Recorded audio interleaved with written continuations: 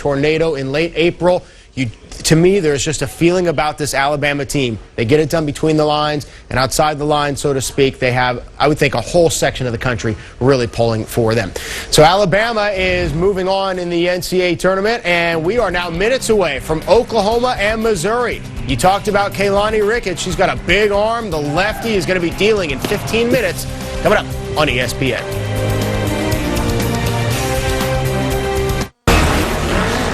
With matchups like Kyle Busch and Justin Allgaier, Carl Edwards and Ricky Stenhouse Jr., or Brad Keselowski and Danica Patrick, there's more on the line than a championship. This is about the future of the sport. This is where rookies prove they've got it, and veterans hope they still do. This is today, trading pain with tomorrow. It's anyone's race. The NASCAR Nationwide Series at Chicago. Coverage begins tonight at 7:30 Eastern on ESPN. You may come as schlubs, but you will leave with swagger. Exhibit A, khakis to work? What a schlub. Exhibit B, man, this is style in motion, and that's a playmaker. Style is a statement, gentlemen, and a statement we will make.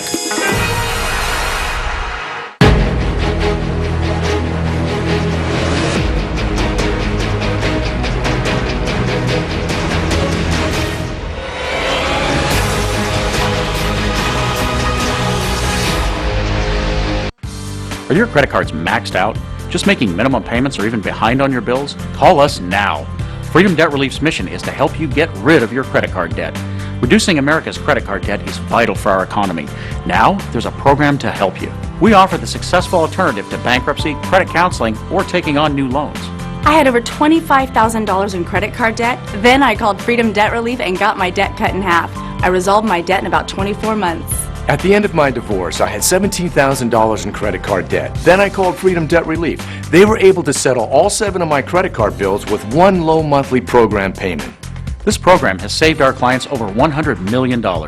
Before you make your next credit card payment, talk to us. This is a unique program that will get you relief and on your way to resolving your debt. Make the most important call of your life today. Call Freedom Debt Relief now at 1-800-230-1553. That's 1-800-230-1553. 1-800-230-1553. Steve Unin, Sherry Kemp in studio getting you ready for more Women's College World Series. Coming up a little later on ESPN, the World Cup champion Spain coming to America for the first time, and they're looking for some revenge in Foxborough against an American squad that beat them the last time they played in the Confed Cup in 2009. And a little bit later on ABC, LoJack, Sue Bird and the defending WNBA champs hosting Diana Taurasi and the Phoenix Mercury. It's a 3 Eastern, noon Pacific tip on ABC.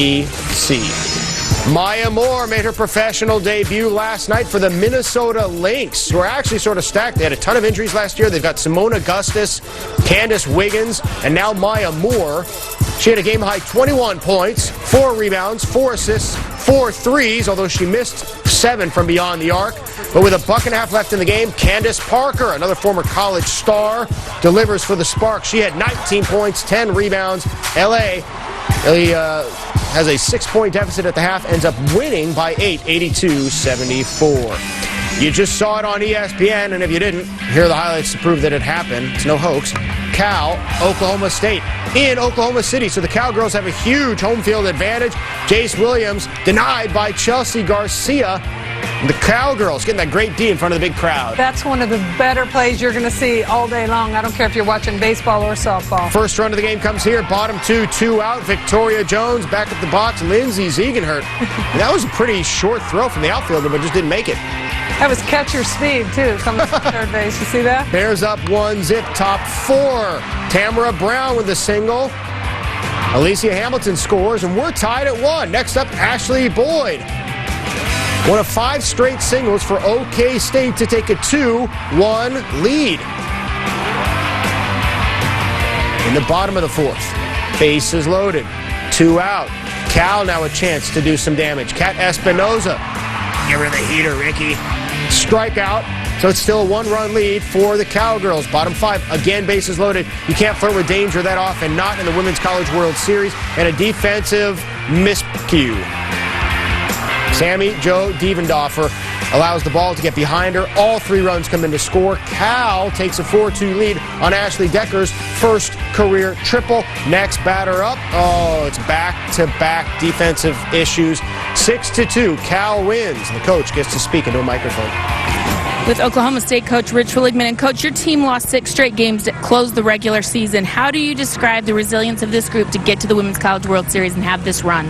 I don't know how you describe it. I love their fight. They've never doubted themselves. They've just played hard all year long. And I look at one play, we make that, and she gave it her all right there. I love that effort and that, Sammy Joe's effort on that. And we make that play, it's a whole different game. I think they're going to score 2 if we don't catch it. I'm happy that she went for it. That's what I want out of them. I know you lose some seniors on this group, but they've meant everything to your program. How do you say goodbye to those ladies? Man, I don't know if we ever say goodbye. I expect them to be back and still stay a part of our program. But for them to lead us where we've gotten this year is, it's huge. It's getting us back in the World Series. And they did a great job of leading us through the hard times. And that's what seniors are there for, is just keep the team together through some tough times. And that's what we did. And I'm real proud of them for that. Your sophomore pitcher, Kat Espinoza, got beat up a little bit today, but when she came out of the game, the first and only thing you said to her was, great job. How are you trying to build her? Hey, she's grown up a lot. As a sophomore coming in pitching in front of these crowds and all, it can do nothing but help her for next year. And, it's a motivation factor coming back here saying, I'm going to get back here and we're going to win next time. And that's what I expect out of our kids. But I think she did a great job. I don't know that they hit one ball hard today, that one that got out. And that was it. And she did a great job. That's why we're here. She did a great job pitching through that whole run. Thank you, Coach. Thank you. Oklahoma State was the only unseeded team of the 8 in the Women's College World Series. The Cowgirls have a great run, but now they are bounced. How do you put a bow on Oklahoma State's season? Well, first of all, Rich Willigman there, very humble, as are so many coaches, but he's just in his 5th year at Oklahoma State. They just made their first appearance in the Women's College World Series since 1998. He's done a very impressive job turning this program around and getting it back to its glory days. They play good defense. Teams don't do that without good coaching. If you play good defense, you're working hard in practice, and they have a very bright spot in Kat Espinoza. She's just a sophomore pitcher. She did a fabulous job. So Oklahoma State has nothing to be ashamed of. They just played in the Women's College World Series. They were the best of 8 teams in the country in college softball this year. Nothing to hang your head there. And still a proud moment for the Big 12. It's the first time that conference has ever had 4 schools in the Final 8 here at the Women's College World Series. 2 of those schools are going to play coming up right now on ESPN, Oklahoma and Missouri. As we're now just minutes away from first pitch, give me the key to the game between the Sooners and the Tigers. It's going to come down to offense, putting a couple of hits together. So you've got some very good pitchers out there. You're going to have to put something together, but this is a typical Big 12 matchup. They're the ones that put the most teams in the Women's College World Series. This will be a very good game. Another elimination game. There are 4 of them today on ESPN and ESPN2. Remember to follow us on ESPNW.com/softball. It's the Sooners and Tigers coming up on ESPN, everybody. Set the DVR.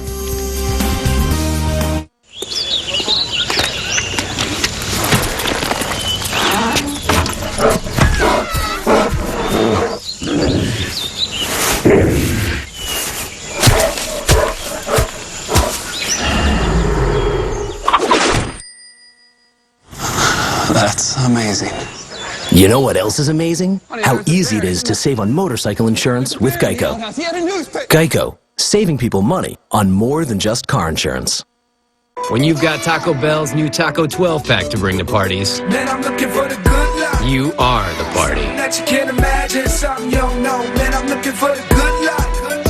Baby girl, I got a ticket. Do you want to go? Swelle, swelle, swelle, swelle, swelle, swelle, swelle. And we can have a good night. Show me that 12 crunchy tacos from Taco Bell, boxed up for just $10. The new Taco 12-pack. Pick one up next time you throw down. Thanks to the Venture Card from Capital One, we get double miles on every purchase. So me and the lads earned a trip to San Francisco twice as fast. We get double miles every time we use our card. I'll take these 2, no matter what we're buying. And all of those? And since double miles add up fast, we can bring the whole gang. It's hard to beat double miles. Whoa, dude. Get the Venture Card from Capital One. Money Magazine's best rewards card if you aim to rack up airline miles. What's in your wallet? I get to come in really good. Yeah, totally. I'm going to win this mustache contest. Maybe.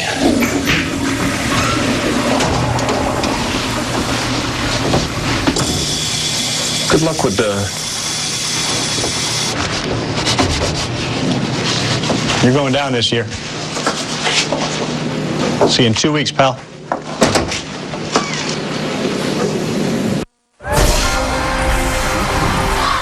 She's already hit a home run tonight and sends that one to center. And Megan Langenfeld wins it in the bottom of the 8th for UCLA.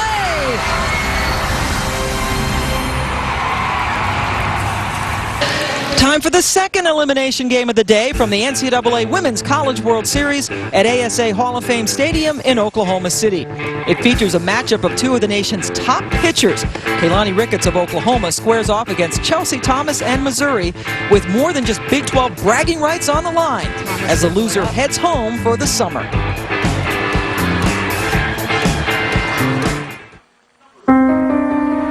The journey has been a dream come true.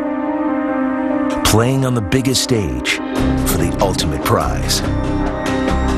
But today, 4 teams will see their dreams come to an end. Only 2 will earn the right to play tomorrow. Win or go home. It's as simple as that. The 2011 Women's College World Series. Elimination Day.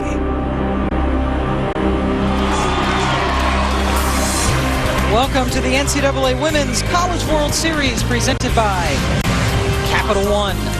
Elimination Saturday rolls on with their second of 4 games today. It's a Big 12 matchup as Missouri takes on Oklahoma. Missouri swept Oklahoma in a 2-game series during the regular season. One team already has been sent packing. It was Oklahoma State as they fell to California earlier this afternoon. Cal plays Florida tonight on ESPN2. The winner of this game will take on Baylor this evening as well. The loser goes home. And we welcome you back to Hall of Fame Stadium in Oklahoma City. Pam Ward along with former gold medal winner, 2 gold medals by the way, with the U.S. Olympic team, Michelle Smith. And Michelle, we have a couple of premier pitchers who didn't really look very good. They had tough tasks taking on Arizona State and Florida respectively. And we'll start with Chelsea Thomas, literally her worst outing of the year, giving up 6 earned runs. Yeah, Chelsea Thomas, a dominating pitcher from Missouri, but she did have a rough outing against Florida. She throws a very good changeup, but Florida was able to sit on it. They also jumped on her drop ball and then her rise ball as well. She gave up a couple of home runs, 6 earned runs on the evening, something you don't expect when you see Chelsea Thomas in the circle. Had the best ERA in the country going into that game. Oklahoma has a very good pitcher themselves in Keilani Ricketts, the sophomore, but she was roughed up a little bit by Arizona State, a prolific hitting team, but still not a usual outing for her. Well, and Keilani Ricketts, the left-hander for Oklahoma, also very dominating, throws the ball very hard, but she too struggled against the strong ASU offense. Her curveball got hit, her changeup a little bit high in the zone, it got hit. And you could just see she struggled to keep the ball really in the zone, a little bit wild, a couple of walks and hit batters, and the wheels really fell off the cart for Keilani Ricketts against ASU. So Ricketts and Thomas both need to bounce back today in order to keep their teams alive in this Women's College World Series. And there is some good news and some bad news for Oklahoma. The huge story is that Jessica Schultz will be able to play today for the first time since May 8th, but they have other issues. Holly Rowe is all over it for us. Well, remember, Jessica Schultz is normally their catcher, but she's only been released to hit. She's not being allowed to catch today. But the big problem is their catcher who is filling in for Schultz, Katie Norris, sprained her elbow in batting practice yesterday and is out for now. So they are going to have to turn to a senior, Danny Dobbs, who has never caught before in a collegiate game. She's now being asked to catch a lefty, Keilani Ricketts, who's tough for a veteran catcher to catch. She's never done it. She was just running in from the bullpen. She was getting advice from their catcher from last season, Lindsay Vandeveer, and you guys, you can't imagine the amount of information she was trying to absorb on the walk-in from the bullpen to the dugout. But she's smiling. Her teammates have her back. Keilani Ricketts in their huddle just said, hey, 3rd time's the charm to try to beat Missouri, but they are going to have to overcome a lot today with a brand new catcher behind the plate. Melissa Lombardi, the pitching coach, will call the pitches for Oklahoma as we take a look at our Capital One starting lineup for Oklahoma. Destiny Martin leads off and plays center field, followed by Brianna Terang, the second baseman, who bats second. And hitting in the 3 spot is going to be Haley Nix. She really has been powerful for the Sooners. She had 3 big hits against ASU in game number 1. Ilani Ricketts not only pitches well, she hits well. The cleanup batter hitting .290. Shanae Jones batting 5th. Team high .353 average, followed by Danny Dobbs, who is in that catching position as a senior. Brittany Williams will bat 7th and play left field. Batting 8th, yes, she's back in the lineup. Jessica Schultz, who has been out with an illness for a month. And Allie Vandiver playing 3rd today and batting 9th. In the circle, they will try to solve Chelsea Thomas, who gave up 1 earned run in a 2-game sweep of Oklahoma during the regular season. Chelsea Thomas just so strong in the circle when she can use that changeup effectively. She's got great movement north and south. So she's going to use the changeup effectively. She needs to get ahead early, and she needs to keep the ball in the park, something that she was not able to do against Florida. She needs to do that here against the Sooners. And there is Jessica Schultz. Ulcerative colitis is what has kept her out. She is now on a strict diet, also taking some meds. She has been cleared to play, cleared to hit, but has not been cleared to catch. She lost about 25 pounds. Strength has been an issue, and frankly, I think we're all surprised to see her play today. Well, surprised and elated all at the same, all at the same time, because she has been such a huge part of this program and their success. Patty Gasso just is floored by the way that this young lady has had the resiliency to just be able to do what she's done this season with her illness. Destiny Martinez leading off for the Sooners, a freshman from Corona, California.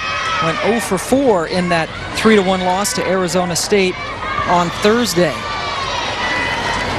Patty Gasso, talk about delighted, really loves this team. A bunch of youngsters that have come through with some adversity this season, battling through that. Chelsea Thomas gets the strike, and boy, what a lift it must be to the Sooners to have Schultz back out there in the lineup. And the disease that Jessica Schultz has basically does not allow her body to gain any nutrition from the food that she eats. Terrific start for Chelsea Thomas as she strikes out Martinez. Destiny goes down swinging. Brings up Brianna Terang, the second baseman.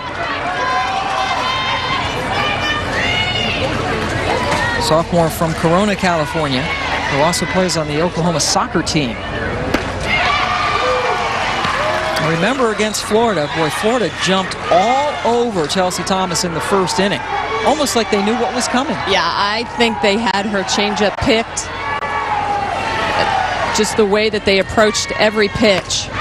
You could see that they were set back, their weight was back. They were not fooled by anything, and Chelsea Thomas has a world-class changeup. She reminds me when she throws that pitch of Yukiko Ueno, who's the ace pitcher for Japan, that beat Team USA in the Beijing Olympics. You can ask Jessica Mendoza how hard it is to hit off of Yukiko Ueno. Chelsea Thomas using that down ball. She throws a very heavy drop, comes in 69, 70 miles an hour, and then she'll float in that change. 1-2 pitch popped up. Megan Christopher, who's a terrific defensive catcher, gave way. Nicole Hudson coming in from third. Very high sky, perhaps lost it in the sun, but it gives Terang another swing. Well, the key here is Megan Christopher calls it. You can see they're both calling it, and then you need to continue to call. Typically in that situation, the catcher is going to make that catch.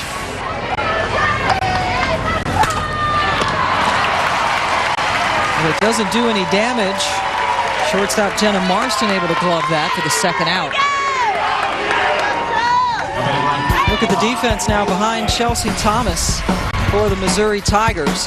Megan Christopher is co-defensive player of the year in the Big 12. Nicole Hudson mans the hot corner for them. Dawn Hudson is going to need to be on her toes, look for the possible bunt going down from the speedsters from Oklahoma, but stay deep enough so any line shot she'll be able to protect herself and field those. So 2 out, nobody on for Haley Nix, two-time second-team All Big 12 performer out of Dangerfield, Texas. Nix did most of the damage against Arizona State, going 3 for 3, a couple of doubles and an RBI on Thursday. Just taps that one out, but it's foul. Haley Nix just had a great outing against the freshman Dallas Escobedo for ASU. She was 3 for 3. And Mizzou definitely knows the type of hitter that Haley Nix is. Their middle infielders, look at how deep they are playing. Second base, you could almost call it short right. Nix sends it towards Vach at second. Went to her left very well to record the third out of the inning. Much different for Thomas today than it was Thursday against Florida. She gets a 1-2-3 inning. Missouri coming to bat when we return. Niagara Falls, the ultimate torture test for a deck. The ultimate protection, Thompson's Water Seal. Chosen to protect the most water-drenched decks in America. The decks at Niagara Falls. Thompson's Water Seal. The most powerful protection against water damage, guaranteed.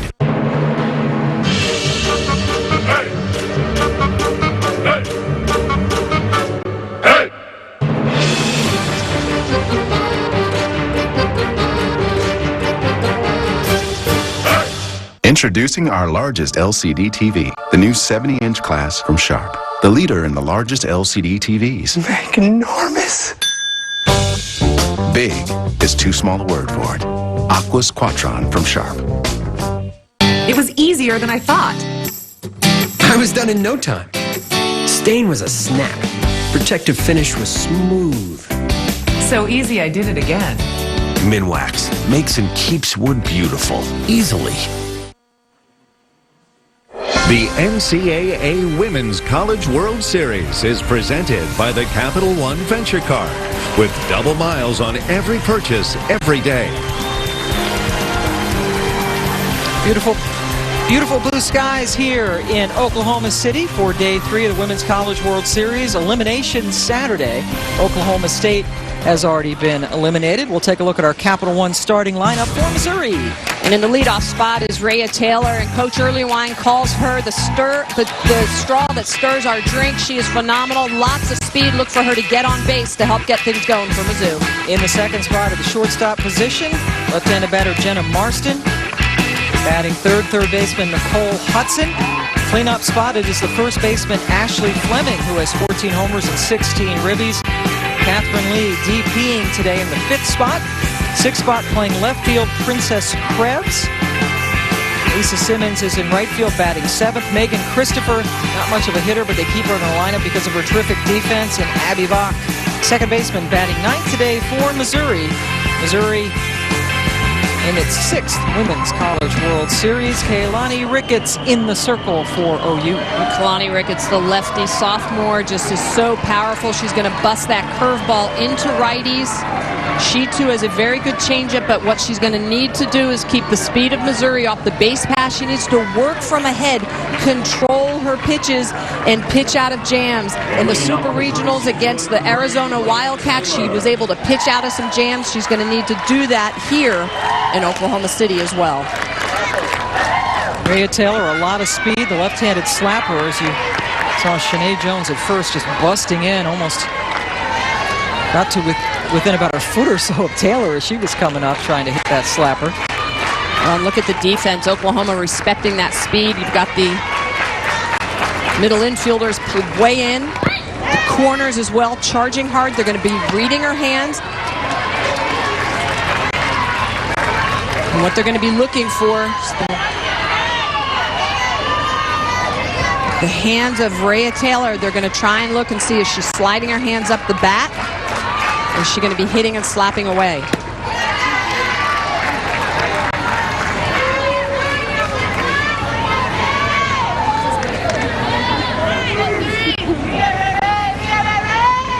And early conference as Patty Gasso comes out to the circle to talk to her entire infield. I love the way Patty Gasso has coached this team through so much adversity this year. A very young team. She challenged them early in the season to really be able to step up. Bringing that catcher Danny Dobbs into the conversation. The whole infield probably talking about defense, but what a situation for Dobbs, who was not caught since high school. Catching today. And that'll keep Taylor off the base paths. The best remedy just to strike her out. Let's look at that defense behind Ricketts. Danny Dobbs again getting the catching nod because of an injury during warm-ups to the regular catcher, Katie Norris. And at shortstop, Javen Henson, going to be very important. Javen Henson, a defensive specialist. She will not be hitting in today's game. She's the flex player, but that shortstop position so important to be able to control and lead the infield.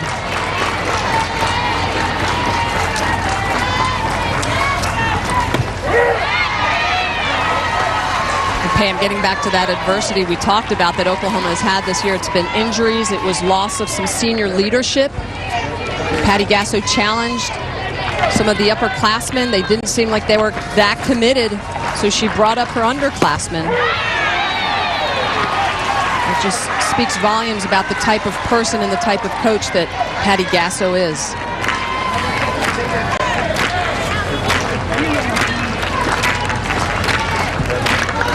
Ricketts ahead of Marston 1-2 after striking out Rhea Taylor.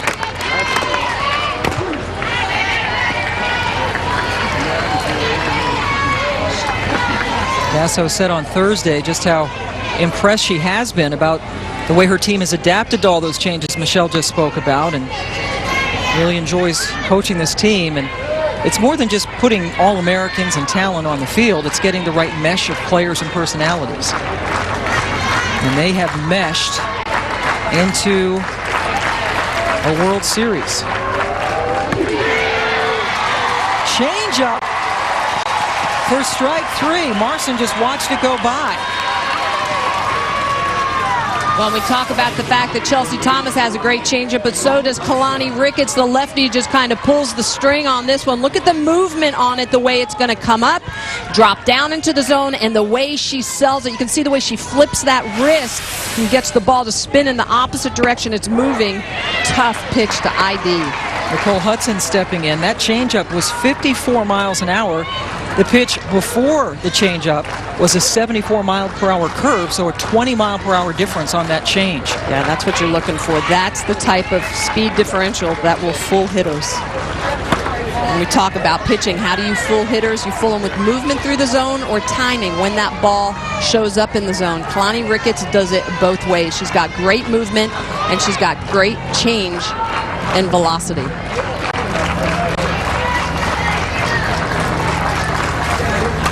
Hudson right up the middle and a base hit with 2 outs. Third baseman, he says she has lost about 30 pounds from last year, did a lot of running, said she changed the diet, took that curveball for a hit. Nicole Hudson takes a pitch that's in the zone, so the curve lays a little bit sweet. It doesn't quite ride out of the zone, so the lefty is able to get her bat extended and drive that right back up the middle. So with 1 away, 2 away, and a runner on first, Ashley Fleming hits it to the shortstop Hansen, who went the short route to get the third out of the inning. We're heading to the second, scoreless in Oklahoma City. Also get a free flight. You know that comes with a private island. Really? No, it comes with a hat. You see, airline credit cards promise flights for 25,000 miles, but There's never any seats for 25,000 miles. frustrating, isn't it? But that won't happen with the Capital One Venture Card. You can book any airline, anytime. Hey, I just said that. After all, isn't traveling hard enough? Ow. To get the flight you want, sign up for a venture card at CapitalOne.com. What's in your wallet? It's okay. I've played a pilot before.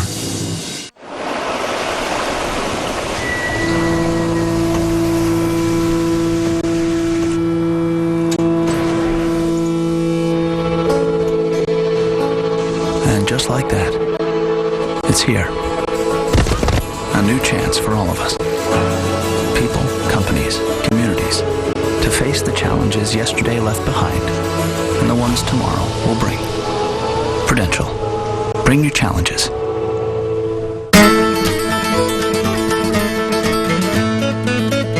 Businesses need a reliable financial partner, one who can stay in sync with their moves. My job at GE Capital is to get Bobcat all the financial and business support they need. We provide financing for every Bobcat dealer in North America.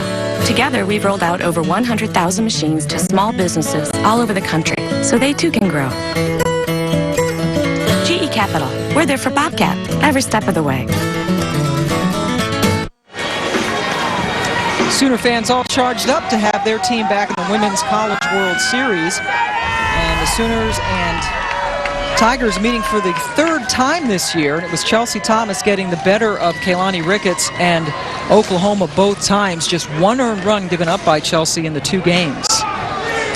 First time they have swept Oklahoma since 2006.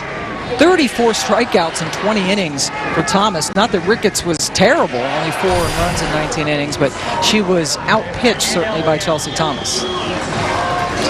Interesting first inning for Thomas. We saw Florida on Thursday jump all over her changeup. She threw exactly one changeup in the first inning here. Yeah, and I think that because she does throw with so much velocity, when and how often you use that changeup is going to be very important. If you use it so often that an offense can come in and sit on it, that's not a good thing either. You have to keep the offense guessing. Her hard stuff was coming in at 70 to 71 miles per hour in the first inning, and then she threw a changeup that drifted in at 46 miles an hour that Haley Nix tapped to second base. Pitcher on pitcher, Kaylani Ricketts steps in. Not just the starting pitcher, but also a very good cleanup hitter for Oklahoma. .290 on the season. Shown some power in this postseason as well.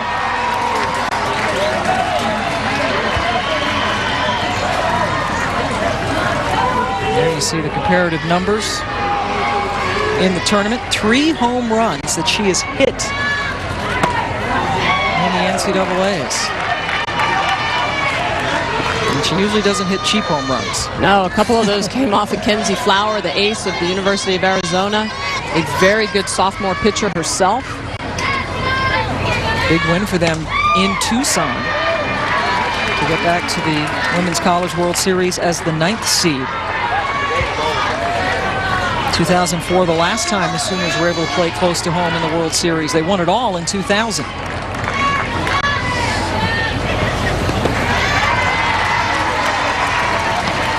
The only Big 12 team to win a national championship. A&M won a couple, but back when they were a member of the Southwest Conference. They're in there now, but technically not a Big 12 champion.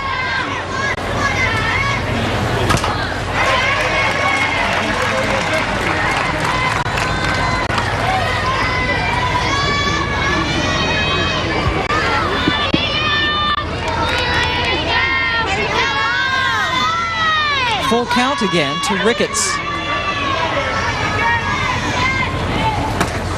Misses, and Kaylani is a leadoff base runner. Thomas does not give up a bunch of free passes as you might expect. Well, you talk about qualities of a great pitcher, and limiting the free passes is part of it. She gave up just 48 walks this season to 372 strikeouts. That's a pretty good ratio. That ratio works. I'd like to borrow those numbers. So just the 49th time that Chelsea has issued a free pass in 252 plus innings.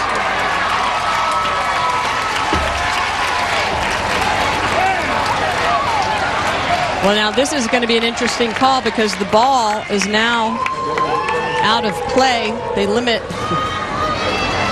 Ricketts to just one base. I think Patty Gasso was asking for her to get third. Ball is stuck up there on the backstop with another ball from a game earlier today. So the wild pitch sends Ricketts over to second. Thomas with an uncharacteristic walk, and then the wild pitch. It's only the 7th wild pitch of the season for Chelsea. And remember, she has a very good defensive catcher back there, Megan Christopher. Unlike Oklahoma, they do not have a veteran back there today.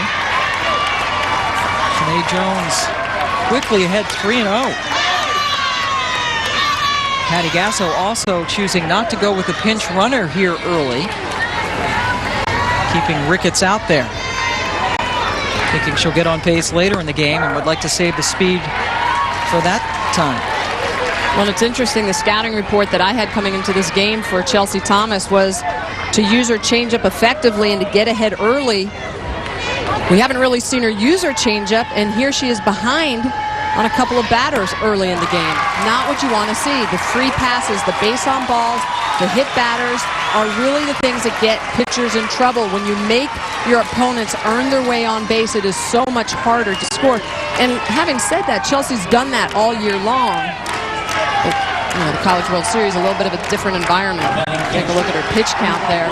And almost 50-50, right? Exactly, and that's what we don't want. You want about a 70-30 split, 65-35 at the worst. Danny Dobbs, who has been put into the catching position today for the first time since high school, steps in.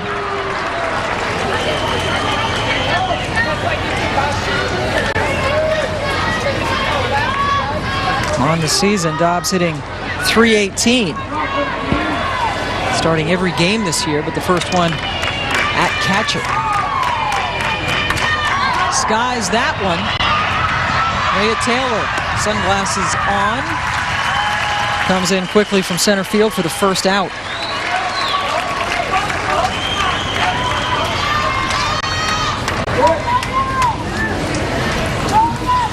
And now another freshman, Brittany Williams. Freshman from Santa Clarita, California, stepping in. Williams has done some catching this year, but just a freshman and perhaps hesitant to put this freshman in the blinding spotlight, so they've decided to go with Dobbs as the catcher today, the senior. You can imagine having the yips if you're a freshman. Catching in an elimination game in the Women's College World Series. And catching for a very hard-thrown Kalani Ricketts, the lefty. Oof.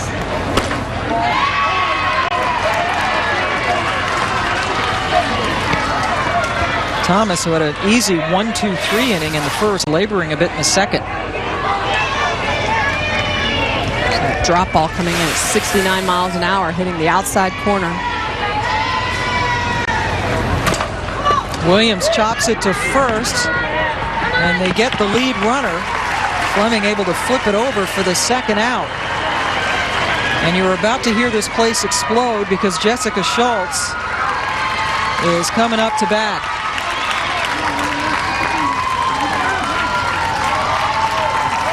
I don't think some of the fans have realized it yet. The OU fans down the first baseline are all giving her a standing ovation.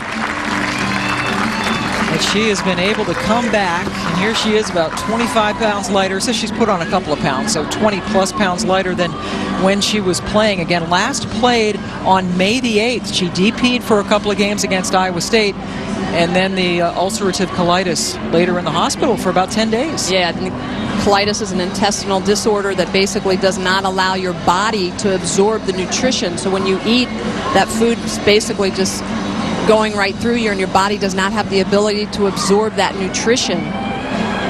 Such a tough disease, especially to have as a young athlete. It's all about caloric management at that point, and that's part of the reason why they really tried to limit her athletic endeavors. Obviously, moving around a lot burns a lot of calories, and when your body can't absorb that nutrition, it's very harmful, very hard on your body. And now that Schultz has been announced, some of the fans, even some of the Missouri fans, getting up and giving her an ovation. Remarkable that she is back, and she takes a cut at the very first pitch.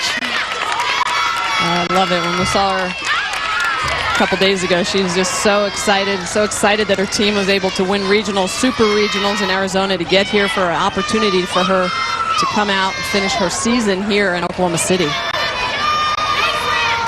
Big situation, too, to stick her in. Ricketts is at third. Williams, who reached on the fielder's choice, is at first with 2 away in a scoreless game.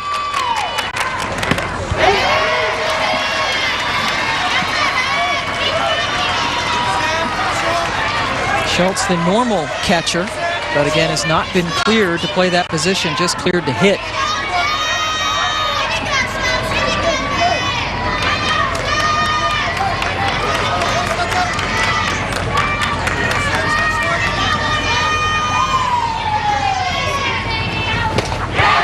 Strikes out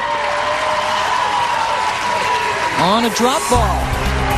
So Oklahoma leaves a couple of runners on, but Chelsea Thomas, after a shaky start to the inning, looks like Chelsea Thomas at the end of the inning. We're still scoreless.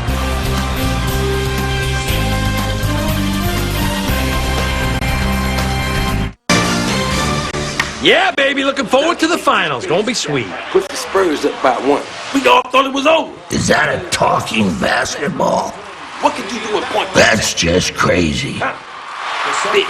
Is it? Fish gets the inbound. He releases, right? I'm spinning. I see fish. I see the rim. Fish. You know I could crush you like a grape. Next thing you know, fish is 2. Watch the NBA Finals on ABC and see Zookeeper in theaters July 8th. Take it easy, Stinky.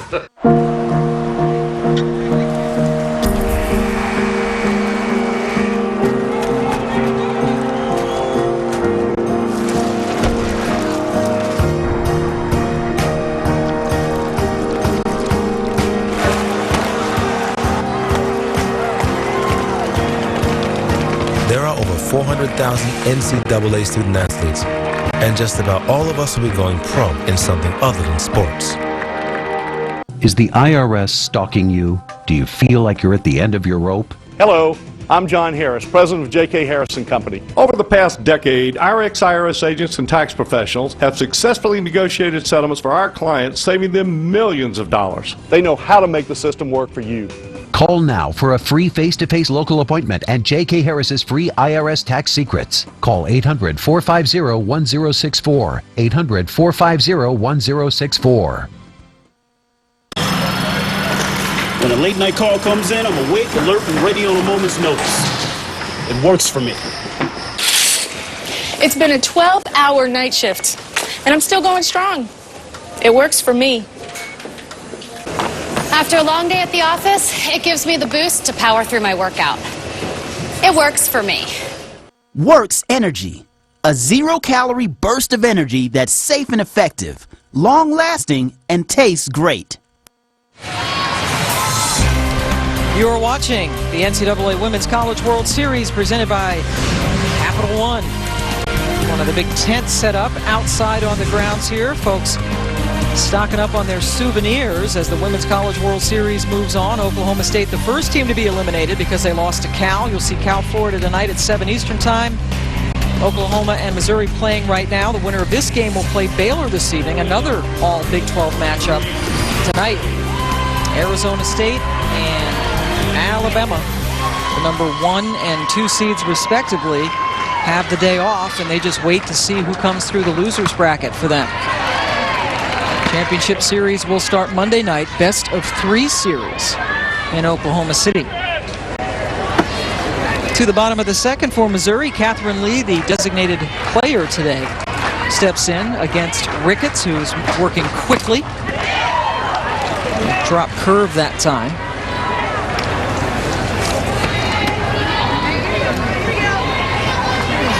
Catherine Lee in her second season at Missouri. Played for 2 years at Georgia State, where she was a player of the year down there. She's a native of the state of Georgia.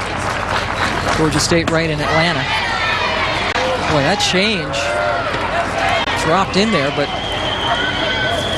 home plate umpire Paul Eds. Chris Drum is over at first. Mike Bartling, our third base umpire this afternoon.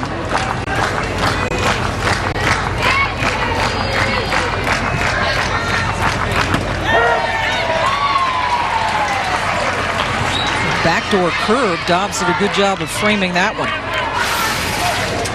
I mean, just see the way that Kalani throws this pitch on the outside corner. It's a backdoor curve, so it's going to start outside of the zone and come back into the strike zone.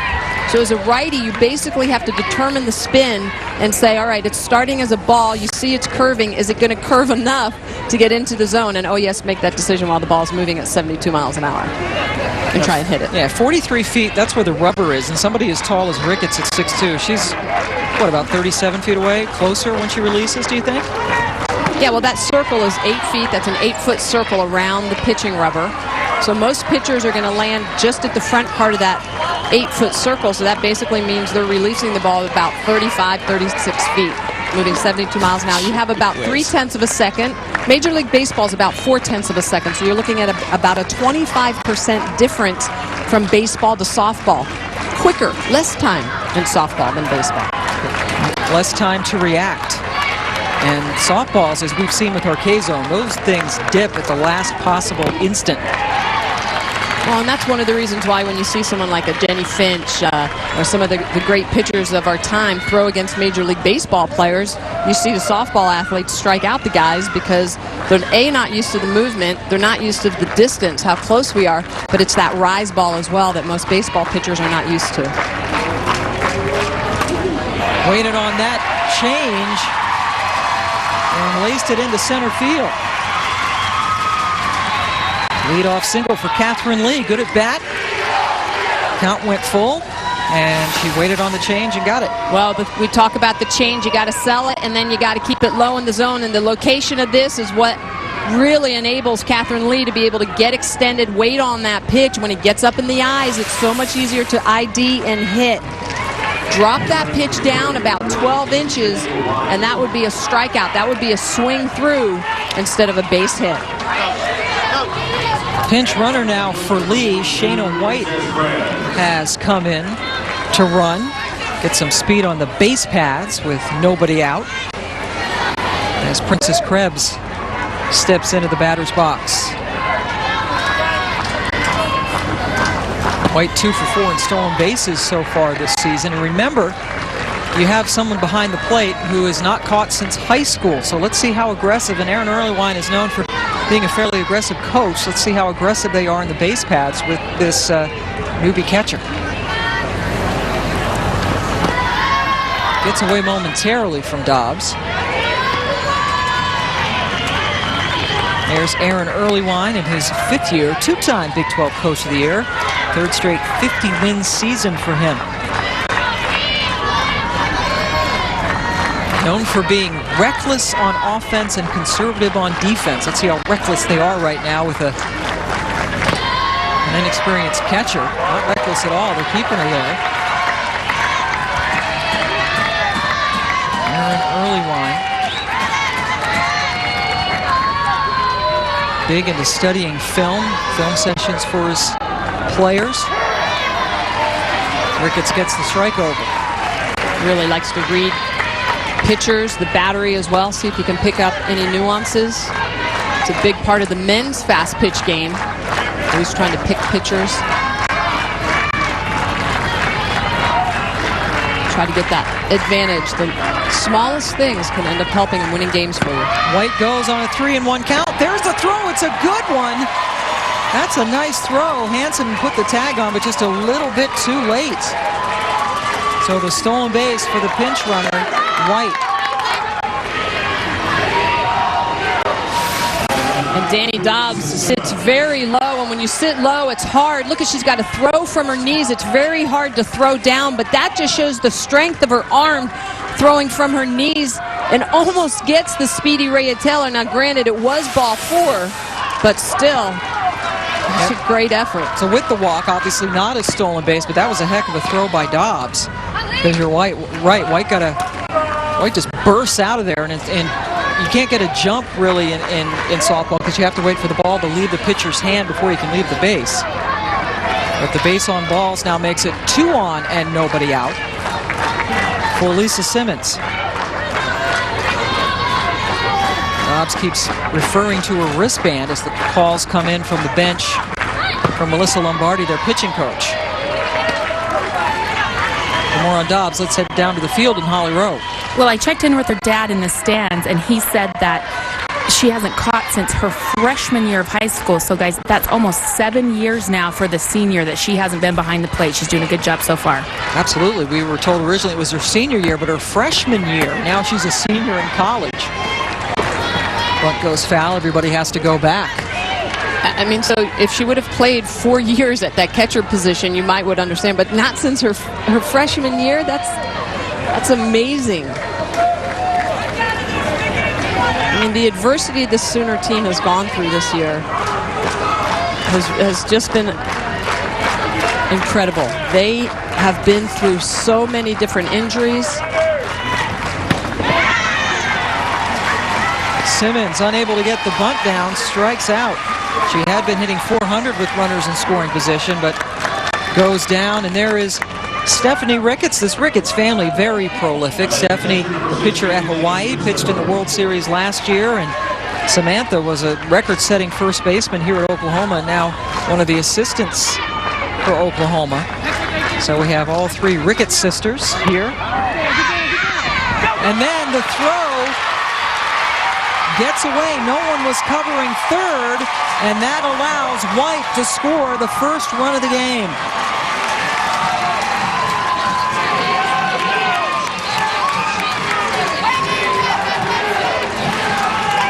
And boy, that really is all about speed and moving the defense. And the problem here is look at where the fielders are playing. There's no communication on who's going to cover. So Rhea Taylor takes off, and you can see that because Allie Vanderveer lets the throw go by, Javen Henson is not there. And excuse me, Shanna White was the athlete that ended up scoring that base and stealing that base and scoring. That's the problem. That's a great throw by Danny Dobbs.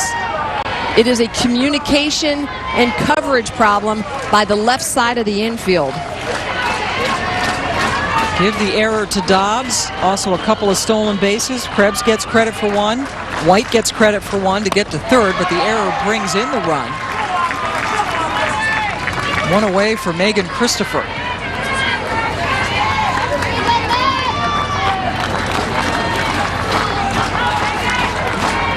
Dobbs usually the third baseman, so this is a trickle-down effect, right? When you shuffle all the players around on the infield, and things like this are bound to happen. Absolutely. I was just thinking the fact that not only do you have a new catcher behind the plate, now you have a new third baseman who's not used to coming back and covering in a particular situation where it is her coverage to go back to the bag.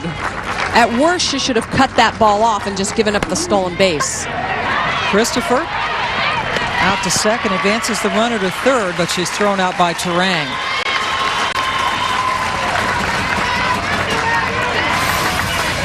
And you see Allie Vanderveer, the way she is going to come up.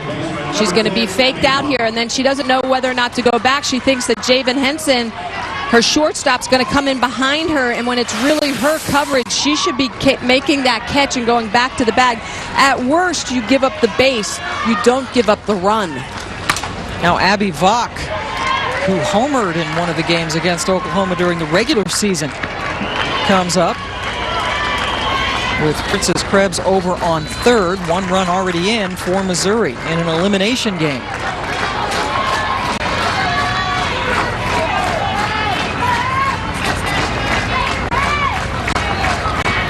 This is Allie Vanderveer's first game at third base. So you talked about how this change with Danny Dobbs having to come in and catch, it doesn't just affect the catching position, it vacates her normal position at third base. So it's two positions that are affected.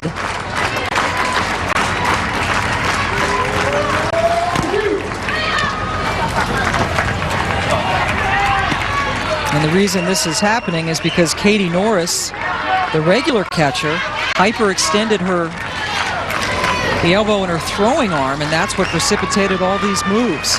Dobbs, the third baseman, usually now is catching. Vanderveer, the shortstop, usually is now at third. And you see Norris has the wrap actually on her left elbow. And there's a strikeout. Ricketts gets out of it on a changeup. One run comes in. Missouri has taken the 1-0 lead as we head to the third in Oklahoma City.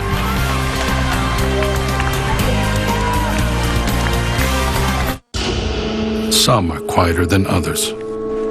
Being the squeaky wheel is just not their style. You'll find them with their heads down, working their butts off. Occasionally they look up from their work, look behind them, see the pack in the distance, then put their heads back down and begin working again. The new Chrysler Town & Country, quietly, convincingly, the best-selling minivan in America. At Enterprise Rent-A-Car, we listen. And we've been listening for more than 55 years. To customers and employees. In fact, there was an Enterprise employee who came up with the idea of picking you up when you need to rent a car. It was a great idea. At your house, at the repair shop, we'll pick you up. Wherever you need us, we'll be there. Listening. Let us show you what that means. Pick Enterprise. We'll pick you up. Some people think Allstate only protects your car. Here's the truth. Allstate can also protect your home or apartment, as well as your boat, motorcycle, RV, and snowmobile, and even your retirement and your life. Not many insurance companies can say that, but Allstate can. Now that you know the truth, know this. The more of your world you put in good hands, the more you can save. Dollar for dollar, nobody protects you like Allstate. Kids love pizza, but will they love the Domino's specialty pizza that adults want? It's a Philly cheesesteak pizza. Come on, it's got peppers and onions. Try it. No. That's for grown-ups. What's grown-up about it? This. This next one's my favorite. Cheese. Honolulu, Hawaii. No. Make everyone happy. Order any large specialty pizza and you can get a medium one-topping pizza the kids will love for only $5.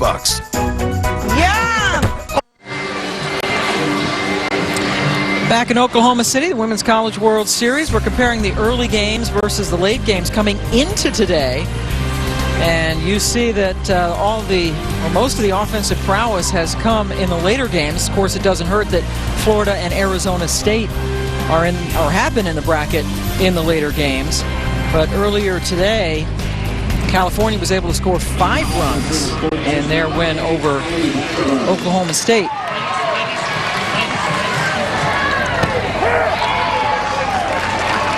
Going to the top of the 3rd inning, Oklahoma has fallen behind Missouri 1-0. This is an elimination game.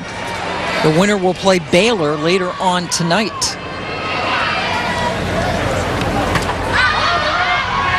Vandiver pops it up. Christopher was late getting her mask off. That is a fair ball. And Vandiver is on first.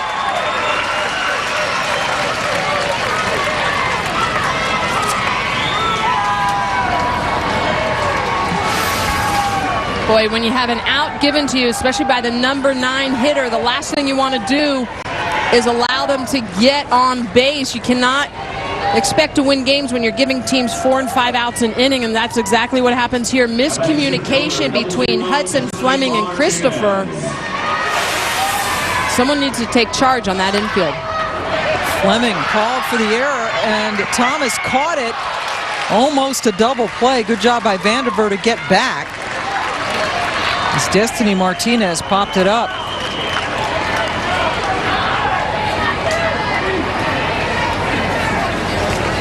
Well, we saw in the pop-up that Missouri could not get to.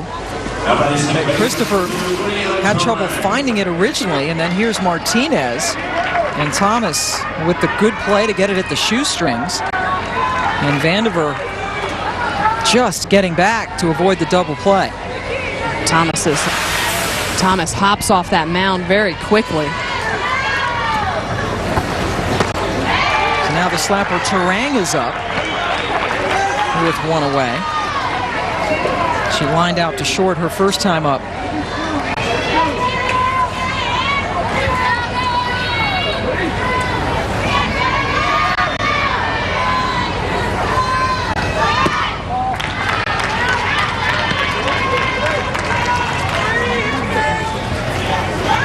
So we talk about Mizzou giving the opportunity to Oklahoma, and then Oklahoma having an opportunity to get on base, move runners, and they pop up the bunt. We have seen some, to be quite frank, not the best execution of sacrifice bunting here from supposedly the top 8 teams in the country.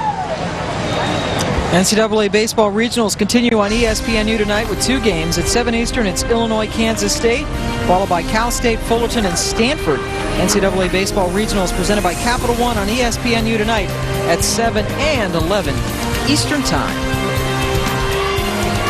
Women's College World Series, we will see half of the 8-team field dispatched today on Elimination Saturday. After Aaron Irwine's meeting, there's a terrific bunt.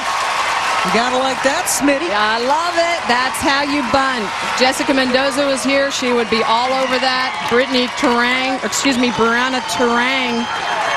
just does a great job. Look at the way her hands are going to slide up the bat. And right there, freeze it right there. Look at the way her bat is flat, her head is down. She's looking at the ball coming in. She deadens it with that top hand and lays that down just in front of the corners. Oh, pretty. Hudson had no chance, no matter how well she played it from third base. And now 2 on and 1 out for Haley Nix, grounded out to second, her first time today. Oklahoma finished 5th in the Big 12. We're 10-8 during the regular season. Missouri first.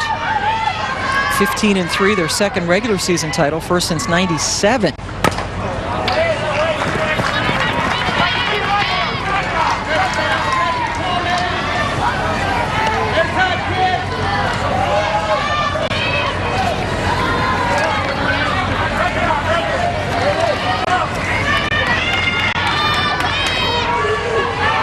Vandiver at second, Turang at first.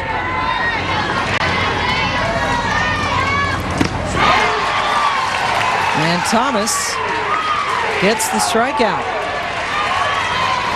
Third strikeout of the game for Chelsea. Haley Nix has that very low stance, but take a look at the movement on that ball to drop. Look at the location on the corner. Perfect pitch by Chelsea Thomas. Now up to Kaylani Ricketts. 3 home runs in the NCAA tournament. She walked in her first at bat.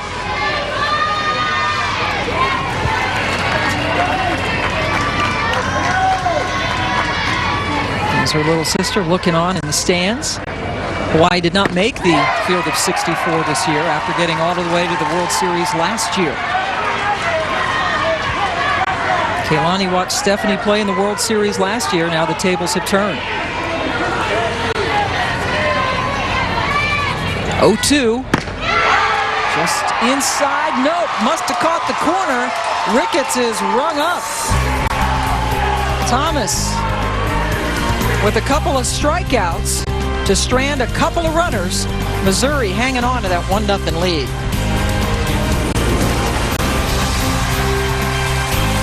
Here's the deal. You look at these smart and affordable fashion choices from Van Heusen, JCPenney's going to throw this in for free.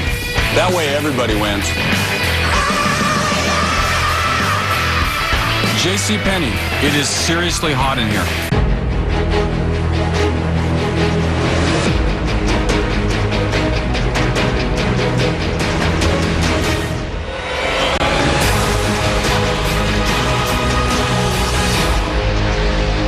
NCAA TV and marketing rights fees.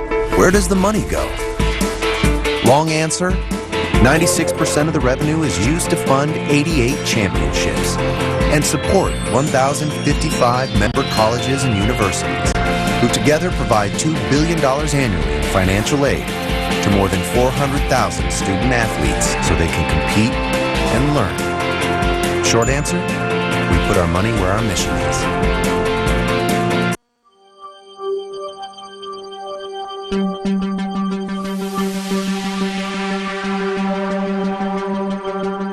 The road to success is never easy, and no one gets there on talent alone.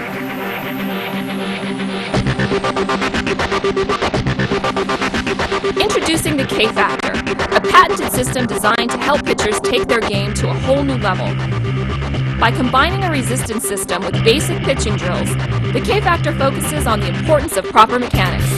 Pitchers at all levels will learn to increase arm speed, maximize the length of the arm circle, and strengthen the wrist for better snap. Use the K-Factor as part of your daily workout or during your pregame warm-up. You'll develop healthy muscle memory, build strength and endurance, add overall velocity to pitches, and achieve consistency on the mound.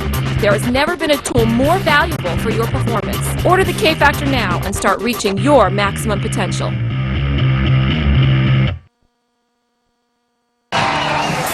Oklahoma trailing Missouri 1-0 as we head to the bottom of the third inning.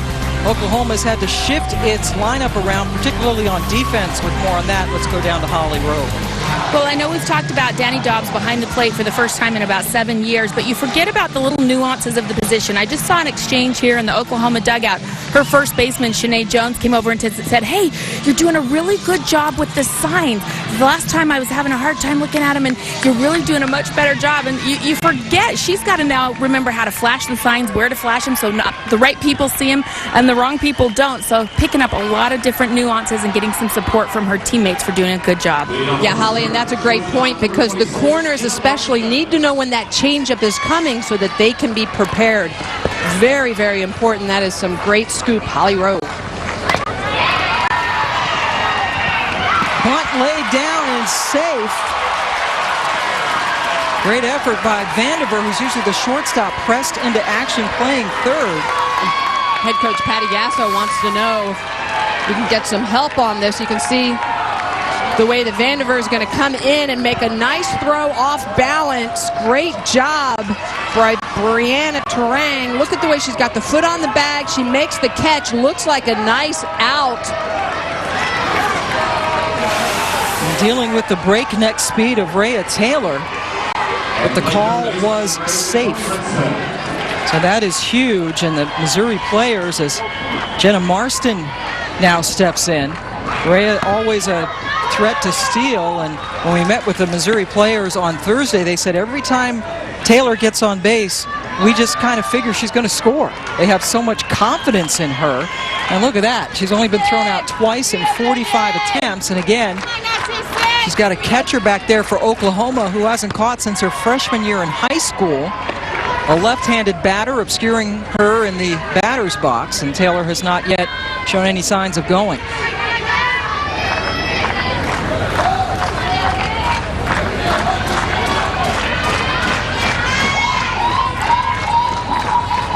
Taylor takes off now. There's the throw, and she is safe. Third stolen base.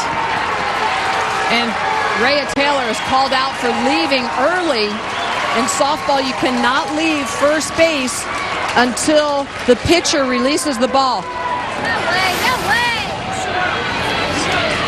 And the rule states that you're not allowed to leave first base until after the pitcher releases.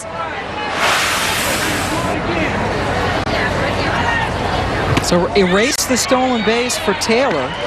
Called out for leaving early. Close call, but the umpires were on top of that, and now Marston is batting with nobody on and one away. Seen that a couple of times in these early session games. Marston might have thought she was struck out. Looked like she was taking a step to the dugout, but it's just the second strike. It's never good when you don't know what the count is.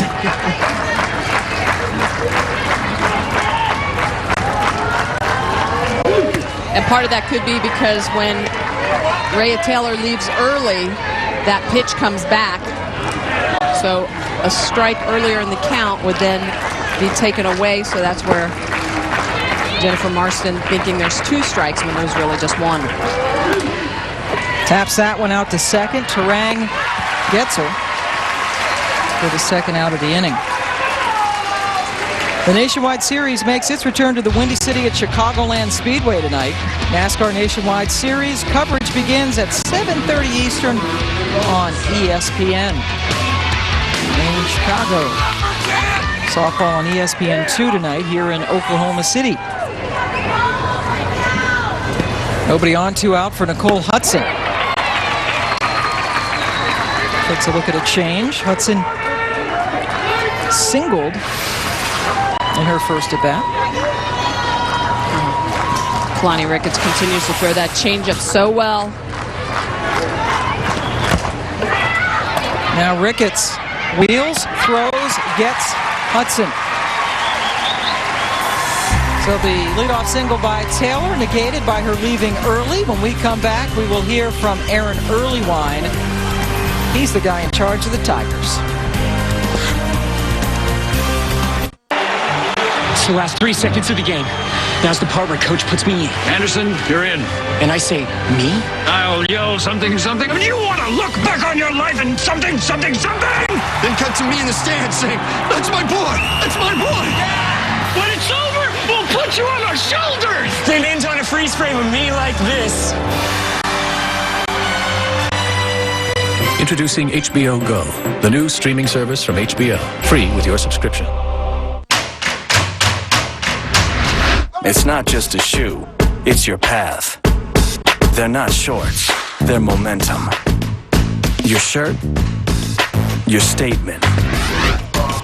Your beats, your anthem. This is your time. And this ain't a cap, it's your crown. It's not just your gear, it's game. Build yours. Champ Sports. We know game. I remember my very first year as a teacher, setting that goal to become a principal. But I have to support my family, so how do I go back to school? University of Phoenix made it doable. A lot of my instructors were principals in my district. I wouldn't be where I am without that degree. My name is Dr. Carrie Buck. I helped turn an at-risk school into an award-winning school, and I am a Phoenix.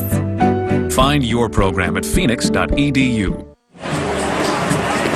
Back in Oklahoma City, Missouri up 1-0 over Oklahoma. Here with Missouri head coach Aaron Earlywine and coach Kalani Ricketts really doing some work with that off-speed pitch. What do you have to do to get on top of that? Well, it's almost so good that you got to block that out and try to hit the hard stuff. You know, there's those certain pitches with a certain caliber pitchers that you just got to tip your cap and say, I'm not going to swing at that one. I'm going to get the other one. So I think we got to lock in on her drop and that straight pitch on the outside corner to right-handers. Your pitcher, Chelsea Thomas, has been dominant all year. She got beat up a little against Florida. What do you like about how she's kind of settled back in today? Well, it's always a good sign when she's getting strikeouts. You know, that's either an indicator of good velocity or good movement or a combination of the two. And I think we're off to a pretty good start. First time I think we've been ahead ever here in Oklahoma City, so it's a little different feeling. Enjoy those moments. I will. Thanks. Thank you, Holly. Aaron Earlywine talking about his ace. Only 3 strikeouts through the first 3 innings, but she did strike out the last 2 batters with runners on back in the 3rd inning.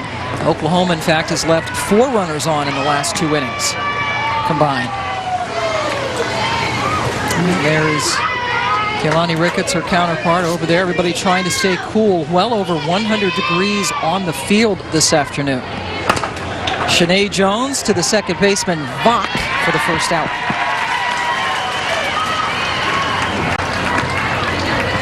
Chelsea Thomas, a redshirt sophomore. There you see it's under 100. It's cool. It's cooled off. It's 99.5. It's like Canada now. Chelsea Thomas is from Iowa, and what a great story she has been with. She has had to battle back from a medical hardship last year, stress fracture herself. And boy, we've been seeing that in our first game. Jolene Henderson with a stress fracture in her hip. Whitney Canyon for Baylor has had issues, and so too is Chelsea Thomas. Chelsea Thomas, they are continuing to really pay attention to her arm strength. Bach again. Gets Danny Dobbs. NCAA Baseball Regionals continue tomorrow at noon Eastern on ESPNU. Then at 1 Eastern, the Women's College World Series continues on ESPN. For more, visit ncaa.com. Your home for all 88 NCAA championships.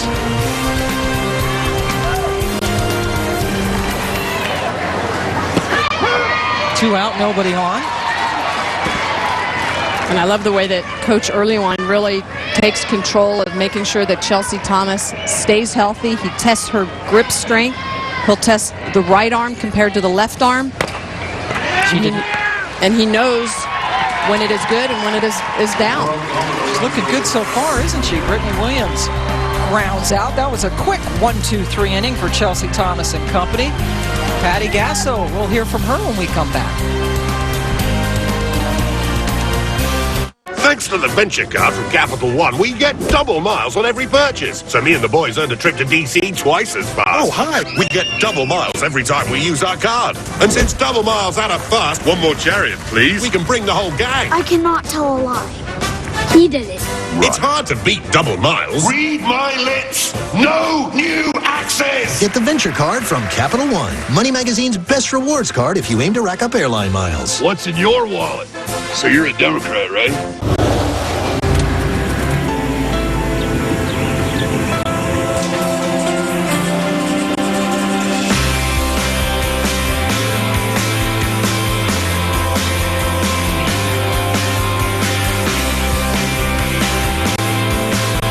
Use your Lowe's consumer credit card to get 5% off every day. Or choose special financing on purchases of $299 or more. Experience. Lowe's. Let's build something together. What's up, Smart? Oh, just booked a summer vacay. Ooh, sounds pricey. Meh. With the Hotels.com summer sale, you can find awesome deals for places nearby. Interesting.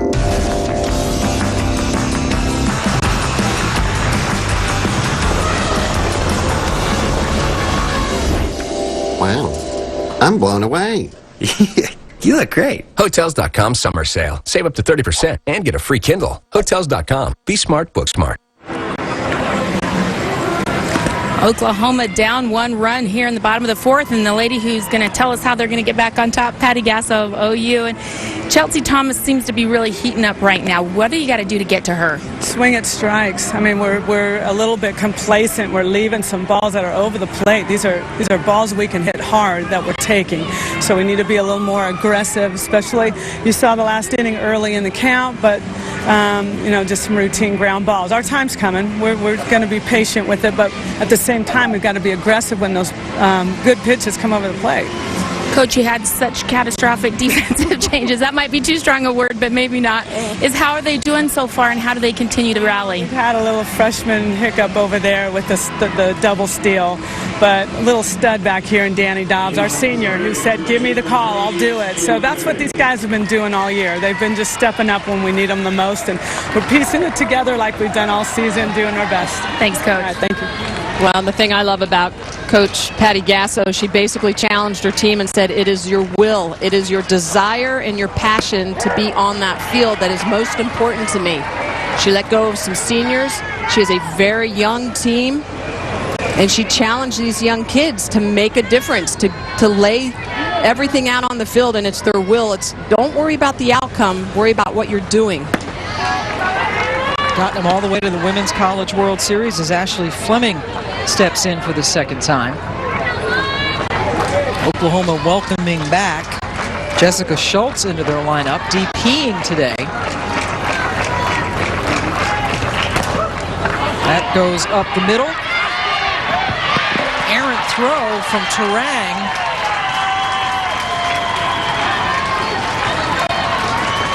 And safe at first is Fleming. And Ashley Fleming is going to take this pitch, a curveball in the outside corner, gets just enough of it. Turang, a great job to come across her body and try to make the throw, but I think Ashley Fleming would have been safe anyway. The key here as well is Ashley Fleming does not turn into the field of play. That's the key, because that ball came back, and Jones, the first baseman for OU, could have tagged her out if Fleming would have turned into the field of play. Fleming makes a good decision, turns into foul territory, and therefore is not tagged out. In fact, it was not an error, has been ruled a base hit. So give the single to Ashley Fleming. And a change out in left field as Brittany Williams has been replaced by Sierra Hughes. So a defensive switch by Patty Gasso. They've had to make several defensive changes because of the injury to Katie Norris's elbow during warm-ups. Now Hughes is out in left field. DP Catherine Lee up for the first time. She singled, stole a base, and was able to score on an error back in the second inning. The only run of the game.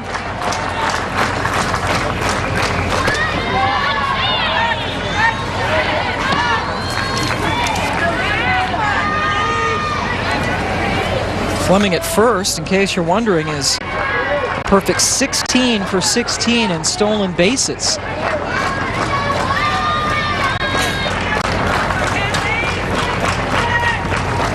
Does not take off, and that one in the glove of Hansen. Everybody's safe. Hansen did a good job just to get a glove on the ball. So now 2 on and nobody out.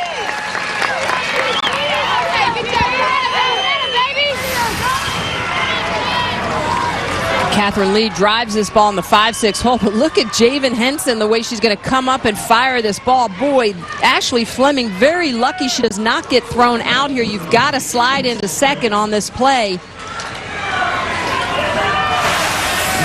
Outstanding defensive effort. Wow. So 2 on, even though the ball has not left the dirt infield at ASA Hall of Fame Stadium, and a conference on the mound as Patty Gasso goes into the circle, gathers up her infielders. To talk about this situation, left fielder Princess Krebs about to step in.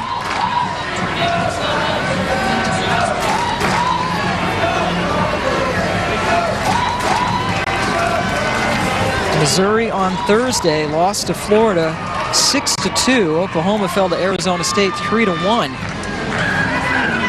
As Aaron Earlywine talked about, at least his team has a lead in a World Series game. This is their 3rd straight for him, 6th overall. Krebs gets down the bunt. Shanae Jones pounces on it and gets the lead runner. Very good job by the Oklahoma defense after the conference to talk things over. Well, Oklahoma coming in, charging very hard, and Jones is just going to rifle this ball across the infield. Javen Henson covering at third. That is a great get for Oklahoma. Getting that lead runner out is so important to help your pitcher. Great rotation by the defense. So now one away, and runners on first and second for Lisa Simmons, who struck out her first time. Watches a ball go by from Kaylani Ricketts.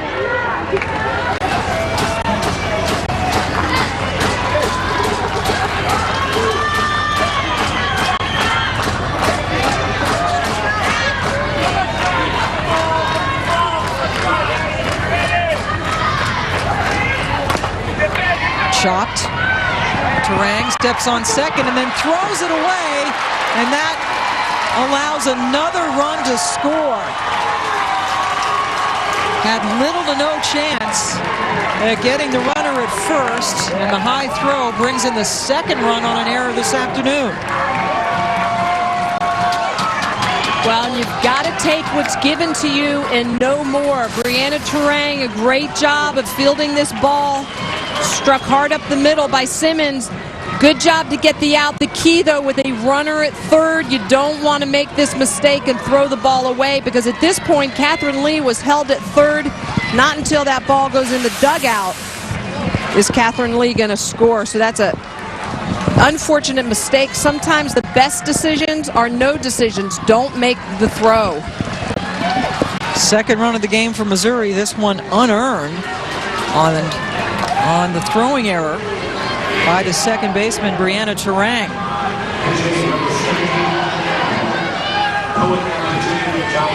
Simmons reaching, now down at second base after the error, and Megan Christopher, or check that, Catherine Poet,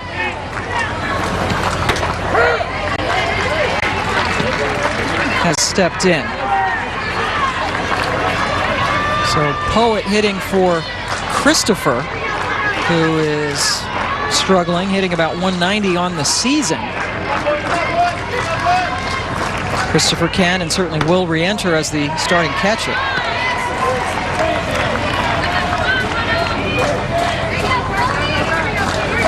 And there you see what Poet has done in the NCAA tournament. Sophomore from California. Chops one foul.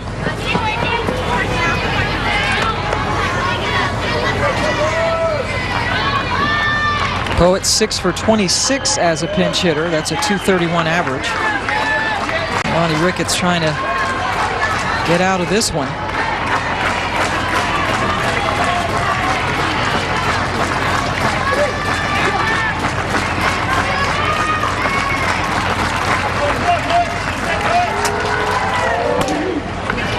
Terang backs up, tosses her out to end the inning. But the second error of the game against Oklahoma leads to the second run for Missouri. We head to the fifth, 2-0 Tigers.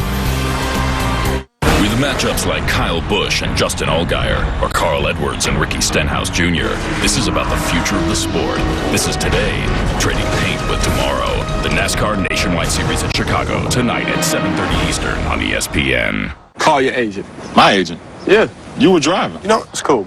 Like a good neighbor, State Farm is there. Oh, hey, guys. Oof, what's up, Tony? You see what he made me do, right? It's okay, I got it. That was him. Like a good neighbor, State Farm is there with the world's smallest violin. Because this is what I hear when you talk. Can I get a binky for baby Bron? Here you go. That's it. Michael Buffer. Let's get ready to rumble! State Farm agents are there when you need them. There was a town held captive by an evil gas pump. It fed on people's hard-earned money. But along came the Michelin Man, who reminded them the right tire changes everything. And with fuel-efficient tires in place, that evil gas pump wasn't so evil anymore. Michelin Energy Saver AS tires can help save up to 109 gallons of fuel. Michelin, a better way forward.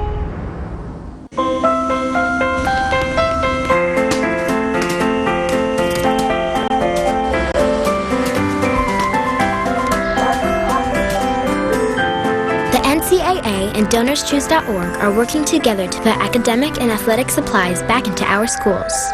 And you can join the NCAA in supporting the needs of teachers' projects. From athletics to academics, find out how you can help future student athletes at ncaa.org/fundthefuture.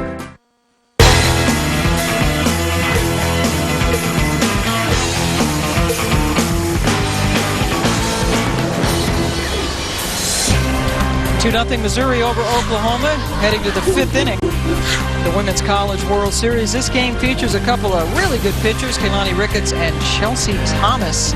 Thomas so far getting the better of it, leading 2-0. Michelle Smith's going to break them down for us. Well, most people know in the game of fast pitch that the rise ball is devastating, but look at the drop. Look at the way Thomas gets over this ball. Look at the movement. She's going to throw that from high to low so it breaks down and through the zone from the right side, and then you have Keilani Ricketts, the lefty. Look at the way she deals that ball. Again, high to low. It's going to get the batter to swing through the pitch. So much downward movement. It looks like that ball is rolling off a table. Great drop balls from two of the best pitchers in the U.S. Chelsea Thomas has induced 7 groundouts today with that drop. Not seeing her trademark change. We're seeing it here and there today. But the drop certainly has been effective for her. And that's why I love the K-Zone, because you can really see how much movement there is. I mean, for those of us that have played the sport at an elite level, we've seen it when we're in the box, but the viewers at home get to see just how hard it is to hit that amazing movement. Jessica Schultz up for the second time. Yes, she is in the starting lineup as a designated player. Very talented catcher, second team all Big 12. Playing for the first time since May the 8th, has not been cleared to catch, so she is in the DP role, struck out her first time up. And goes down swinging again. About 20 pounds lighter than what we're used to seeing her because of the colitis she's dealing with. And Ricketts, and Thomas can throw this drop ball. Look at the over-the-top spin. So even though that pitch is up in the zone, she still gets downward movement on it. And then sending one into center field, Rhea Taylor with a terrific running catch of Ali Vanderveer's drive. You see Taylor's speed on the base pads. Now we see it in center field. Well, Vandiver strikes this ball very hard, but Rhea Taylor, great first step quickness, a perfect angle to the ball. Look at the way, perfect angle and excellent timing to go up at the right time to get that ball. Wow. And one of the few times that Oklahoma's been able to hit it in the air. That was by far the most air they've gotten under a ball today. But Taylor, who keeps a little cheat sheet in her pocket for positioning on defense, was able to get a terrific jump and run it down. That reminds me of the great Laura Berg, who played so many years for Team USA, owned the outfield in the Olympic Games. With terrific range. That was a nice play by Taylor. Well, I'll tell you, the best outfielders in the game read the ball off the bat, and their first step is like magic, going right to the spot where that ball's going to end up. And what's even more impressive is the wind is blowing out. Destiny Martinez on an 0-2 count, chops one foul. So with the wind blowing out, you know it's just going to continue to take that ball harder and deeper into the gap, but Rhea Taylor, so much speed, is able to run that ball down.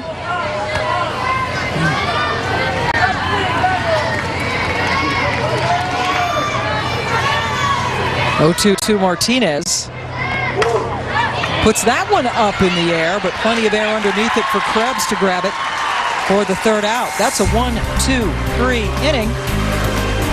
Rhea Taylor saving at least a double, going up high to bring it in. Missouri leads 2-0, coming back up to bat. Introducing our largest LCD TV, the new 70-inch class from Sharp, the leader in the largest LCD TVs. Enormous. Big is too small a word for it. Aquas Quatron from Sharp. Introducing our largest LCD TV, the new 70-inch class from Sharp, with 62% more screen area than a 55-inch TV. Humongous! Big is too small a word for it. Aquas Quatron from Sharp. Success. It can be elusive at times. Skill, luck, all play a part, but it begins with a call to action. It could be a scream or a whisper. The sound doesn't matter, because in that moment, fear surrenders to effort. Belief multiplies, and a team comes together. The NCAA Spring Championships on the ESPN family of networks. You can't fight with the IRS. We know that. They've said that I owed $84,000. My accountant made the offer for over $2,500 and the IRS rejected it. But when J.K. Harris submitted an offer, it was for $400 and they accepted it. And my niece, $92,000, and she settled for $500. Between the two of us, what more proof would anybody need? Call now for your free tax consultation. Call 800-630-7027. After a long day at the office, it gives me the boost to power through my workout. It works for me. Picked the kids up from school, bought groceries, laundry's done, and dinner's ready in 10. It works for me. I've got to stay focused and alert when I'm the first one in and the last to leave. It works for me. Works Energy, a zero-calorie burst of energy that's safe and effective, long-lasting, and tastes great. Welcome back to Oklahoma City. Missouri up 2-0 over Oklahoma. Well, last year, Stephanie Ricketts was out in the circle pitching for Hawaii. Her sister, Kaylani, was sitting in the stands. Well, this year, the roles are reversed. Kaylani is out in that circle. Stephanie flew in from Hawaii. And what's it like for you to be here now supporting your sister when you were out there last year? It's great watching Kaylani play out here. This experience, it's something you have to experience. You can't describe it, so I'm really happy for her that she gets to experience it. It's very unique that a sister has been in the same situation another sister is going into. What did you tell her to focus on today? You know, she has it herself. I really didn't need to tell her that much. She knows what to do. When she wants something, nothing can get in her way, so she's going to fight back right now. Thank you. You're welcome. And that footage we saw from last year was Stephanie facing Missouri, and here's Kaylani facing Missouri in the Women's College World Series 1 year later. Ricketts family boy, so talented. Very, and you know, the story last year was Hawaii and their bats, but you know, I think that Stephanie just was amazing. I mean, she didn't get a whole lot of love. There was a lot of talk about her sister Kalani, but Stephanie did a great job. Absolutely. Being the ace of that Hawaii staff. To the bottom of the fifth, and Abby Vach, the second baseman.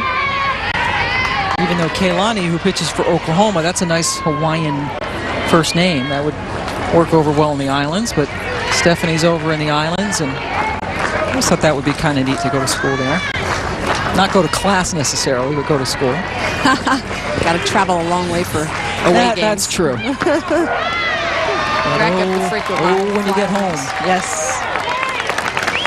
Abby Vach, the number 9 hitter. And there are Kaylani's mom and Stephanie's mom and Samantha's mom keeping score. Hoping that some offense would come. Little excuse me swing.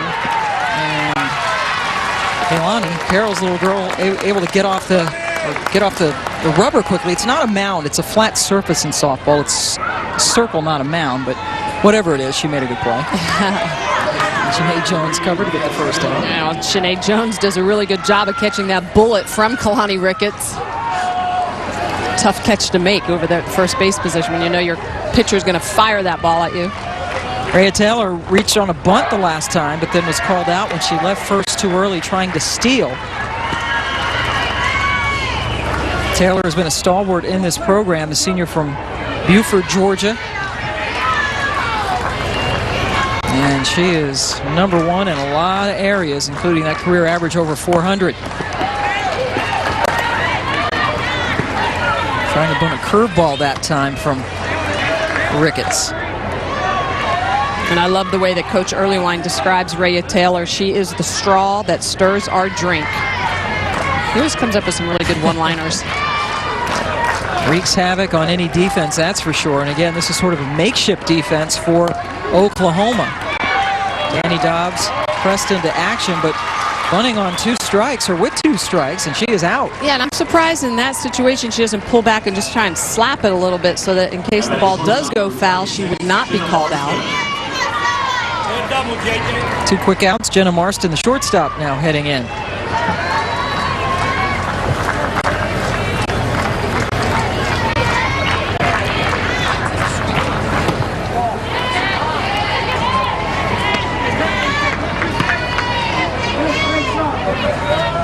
Marston 0 for 2 tonight. Or this afternoon, she was 1 for 4 against Florida on day 1 Thursday.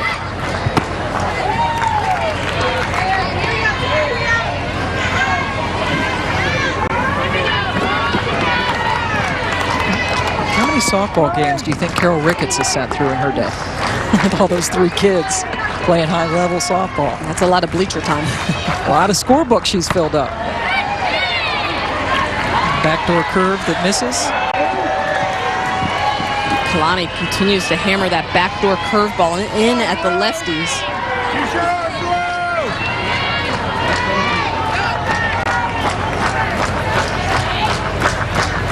3-0 count. Marston doesn't bite on a strike.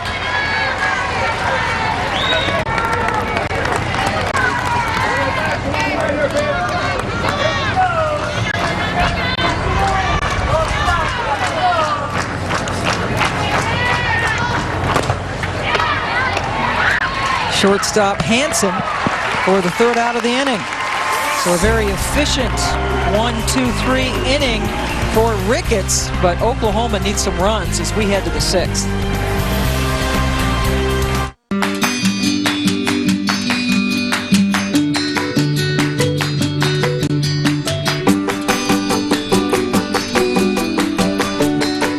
Thanks to advanced natural gas turbine technology from GE, the power that'll help make our nation more energy independent is right here in America.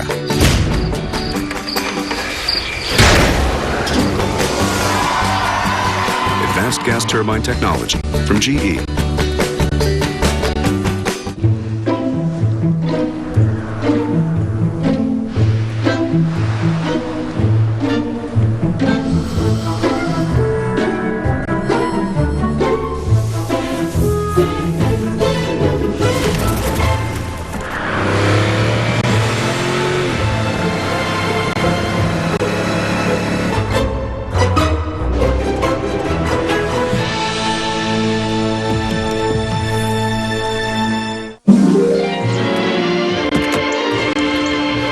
Prestige.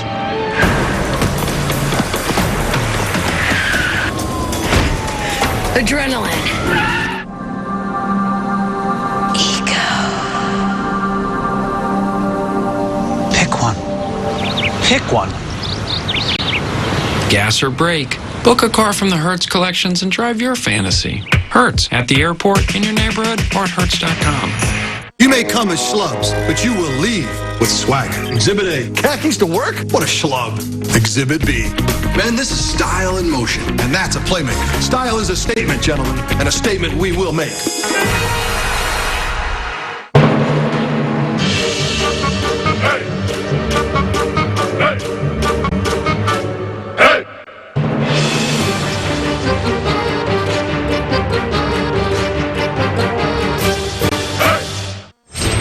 Steve Bunin in studio. Coming up on ESPN in a half hour, Tim Howard and Team USA welcoming the World Cup champions, Spain, to America for the first time. It's in Foxborough. It's coming up on ESPN. Pam? All right, Steve Bunin, that is coming up. But first, we've got to complete this huge game. Kailani Ricketts and Oklahoma trailing 2-0. Chelsea Thomas, who is 2-0 against Oklahoma, beat them in the regular season 3-2 and then 1-0 back in mid-April, is kind of cruising along here. Has only given up one hit. Brianna Terang leading off, trying to get base runners right now. This is an elimination game. Oklahoma State already has been sent home to Stillwater, about 60 miles away. Norman closer in Stillwater to Oklahoma City, but they want to hang around for at least one more game. Well, it was interesting to hear Coach Earlywine say that this is the first time they've had a lead in the College World Series. The last 2 years, it's been 2 and Q, or 2 and barbecue, as we like to say, for Missouri. So they could pick up a win here against Oklahoma. That would be a big victory for them. 2 and barbecue, referring to the 2-game sweeps. You go home, you barbecue, you do whatever you do when you relax. How about Chelsea Thomas? 60 pitches only coming into this inning. That's going to be tough. And she beats it out. Very high chopper and good hustle down the line by Terang. Leadoff infield single for the Sooners. Boy, this is a tough play here, but I think what needs to happen here is that Ashley Fleming, the first baseman, goes for the ball, and Abby Vaught doesn't have time to get to the bag. This needs to be Vaught's ball to toss to Fleming. Just so much speed. Terang gets down the line, but that defensive miscommunication, I think Vaught gets that. Fleming should go back to the bag.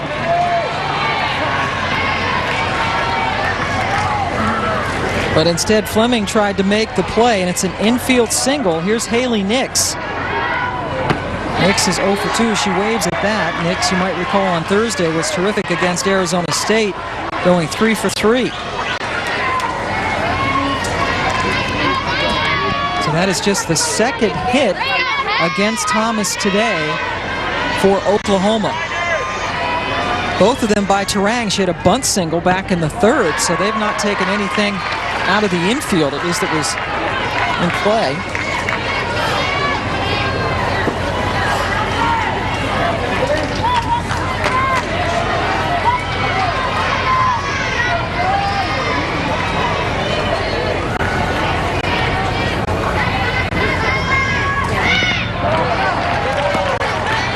Really pulling the string on that one, that lovely change that she is known for. And how scary is it? You know how good her changeup, but this is a kid coming back after having the red shirt with an injury.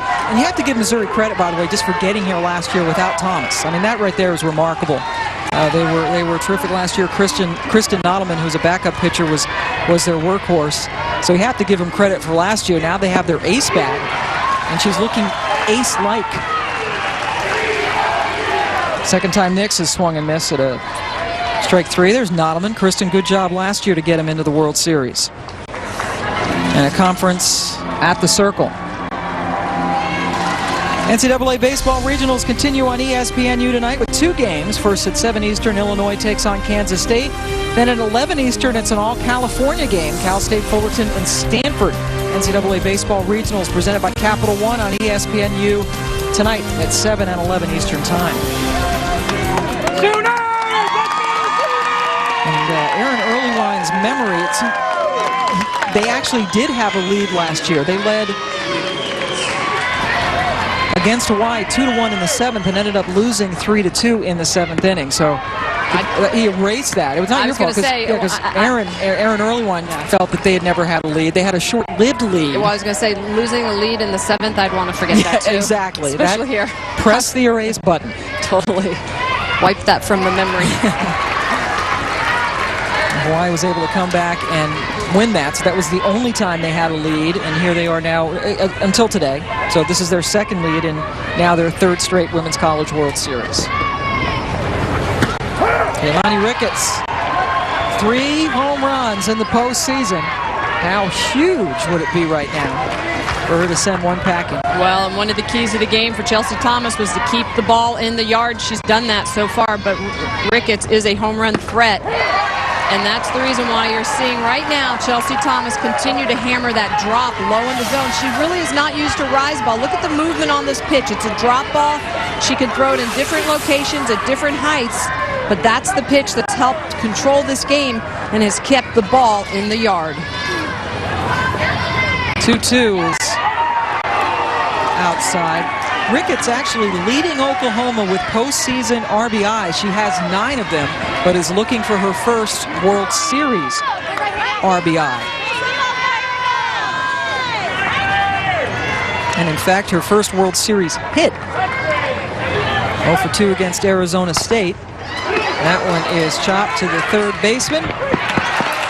They go over after Hudson throws it over to Marston covering to get the lead runner, Turang. Ricketts safe at first on fielder's choice. And see, that's why at a 3-2 count, I would have Turang running. I think it's important to get your runner in motion, even if there's only 1 out. I still think they're protected. If it's a ball, they simply walk to second. And if it's a strike, your hitter should be, you can take a look right there and see how Turang squares up. The second she squares up, she loses her momentum going to second. I think on a 3-2 count, you've got to be much more aggressive at taking a larger lead at first or just going flat out to second base. It makes it a much harder play for the defense.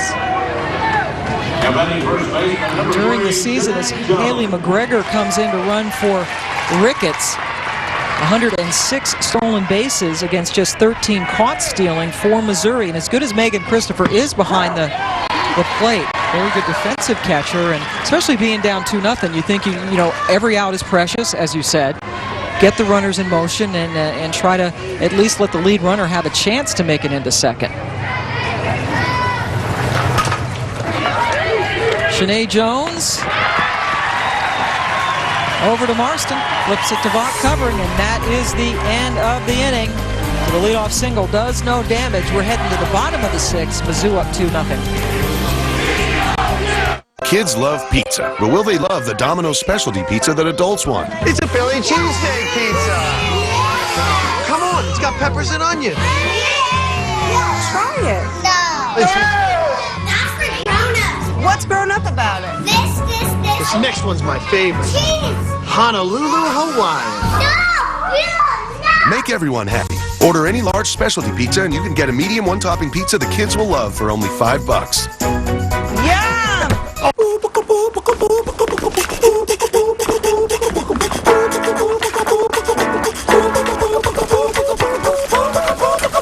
Find the rhythm.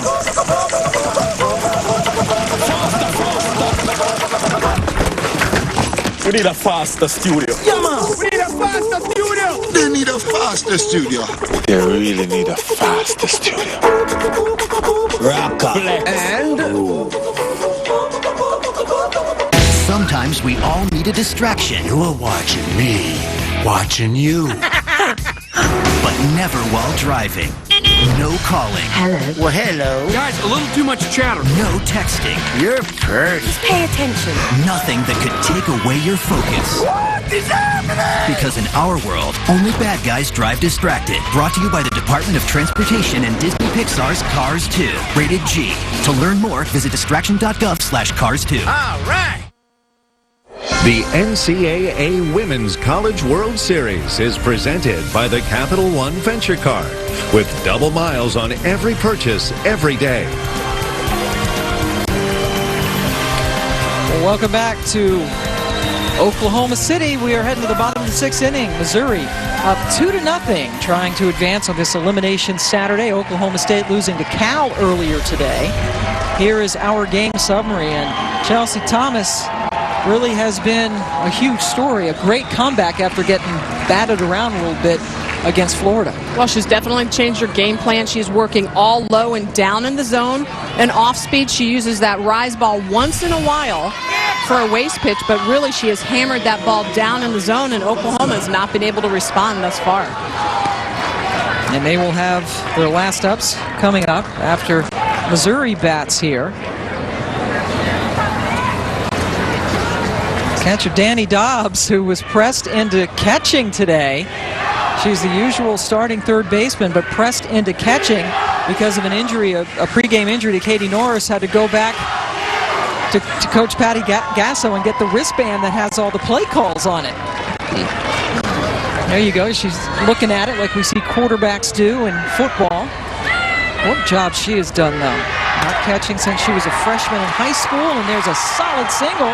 More as the ball hit by Nicole Hudson got by Haley Nix, right between Martinez and Nix in the outfield.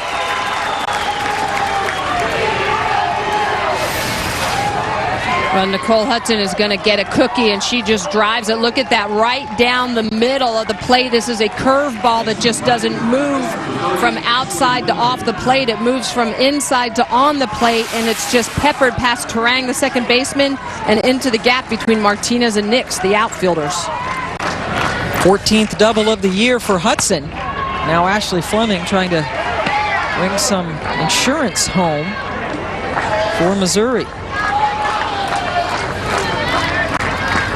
Ashley Fleming had an infield single last time she was up. And that one hits her. So Ricketts puts the first two batters on.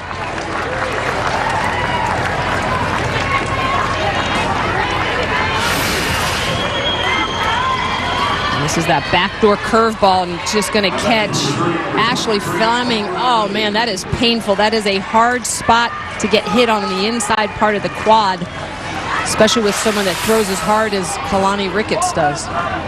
30th batter that Ricketts has hit this season. Going to leave a nice bruise. Catherine Lee lays down the bunt. It is a beauty. Shanae Jones, does a terrific job of pouncing on it, as that ball was just dying around home plate. But Hudson now at third, Fleming at first on the sac bunt. NCAA Baseball Regionals continue tomorrow at noon Eastern on ESPNU. Then at 1 Eastern, the Women's College World Series continues from right here on ESPN. For more, visit NCAA.com, your home for all 88 NCAA championships. Coming up later tonight, Cal will be taking on Florida. The winner of this game will take on Baylor as elimination games continue. And we're guaranteed to have a couple of Big 12 teams go home today, with Baylor taking on the winner of this one. Oklahoma State already lost earlier today to Cal. Alabama and Arizona State, the top two seeds, waiting to see what shakes down after today's action. So stay with us tonight at 7 Eastern on ESPN2 for Cal and Florida. Interesting to see what will happen with the Florida pitchers tonight. And then the winner of this game again will play Baylor. So Princess Krebs is up with another opportunity. Missouri up 2-0. But they are 0 for 6 with runners in scoring position, still with a 2-0 lead. Krebs on the season hitting .375 with runners in scoring position, which is about 90 points higher than her season average. One of the runs unearned today for Missouri. And they have the runners tied up, but nobody was covering home, and 2 runs will score. Another defensive lapse for Oklahoma, and Missouri pads its lead to 4-0. And the problem here, defenders out of position. Danny Dobbs, a really good job to signal that the suicide is on, the throw down to the shortstop. But the problem here is that nobody is covering home. Kalani Ricketts does not come in, and Shania Jones, the first baseman, is actually, it should be her cover. You never want your pitcher to cover home plate. You always want your first baseman to come in. You can see Dobbs with the throw, and Jones is supposed to be in that position. Most teams will throw and follow their throw instead of return back. Boy, it's an unfortunate miss for Oklahoma. Well, the scoring being straightened out on that one, but the bottom line is that Missouri has doubled its lead with only one more at-bat coming for Oklahoma. Nobody on base now for Krebs. Lays down the dribbler, and Ricketts can't pick it up.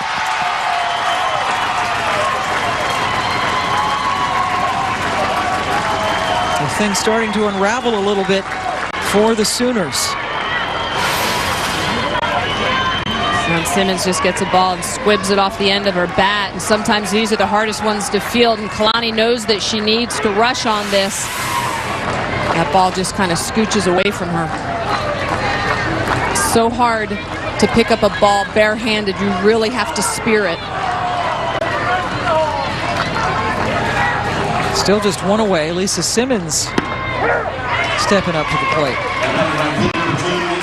Yeah, check that. My bad. That was Princess Krebs. Who was at the plate previously. 4 errors today against Oklahoma.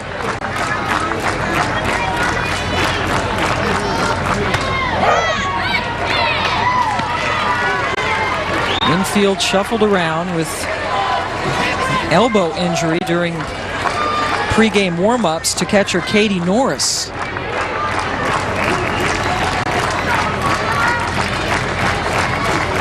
Oh-2 to Simmons. Dobbs can't hang on to it.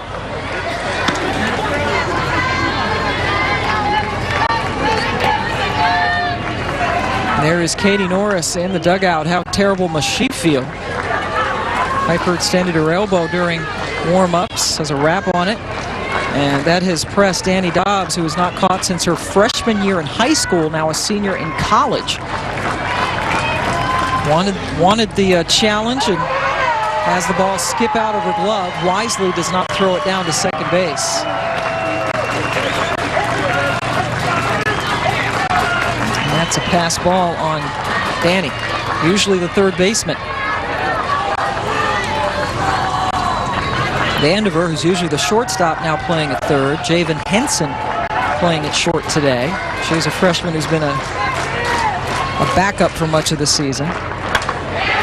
There's Henson. Nice throw to retire Lisa Simmons. And keep Krebs at second. Tonight, the Nationwide Series makes its return to the Windy City at Chicagoland Speedway. Check it out. Coverage begins tonight at 7:30 on ESPN. Softball continuing on ESPN2 this evening. Megan Christopher coming up with a runner on second. Catcher was pinch hit for last time she was due up, but is obviously re-entered and is back at the plate now with a 4-run cushion.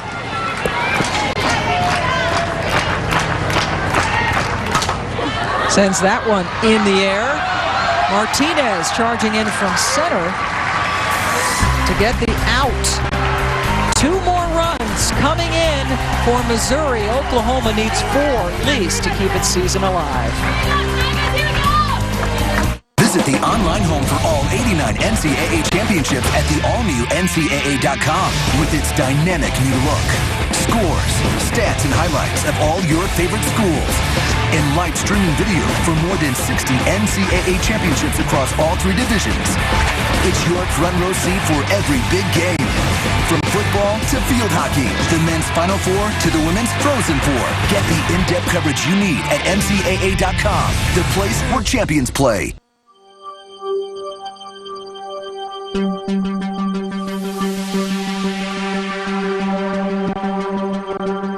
The road to success is never easy, and no one gets there on talent alone.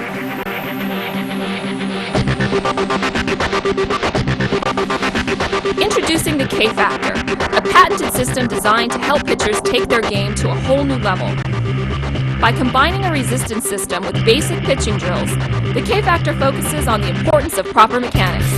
Pitchers at all levels will learn to increase arm speed, maximize the length of the arm circle, and strengthen the wrist for better snap. Use the K Factor as part of your daily workout or during your pregame warm-up. You'll develop healthy muscle memory, build strength and endurance, add overall velocity to pitches, and achieve consistency on the mound. There has never been a tool more valuable for your performance. Order the K Factor now and start reaching your maximum potential.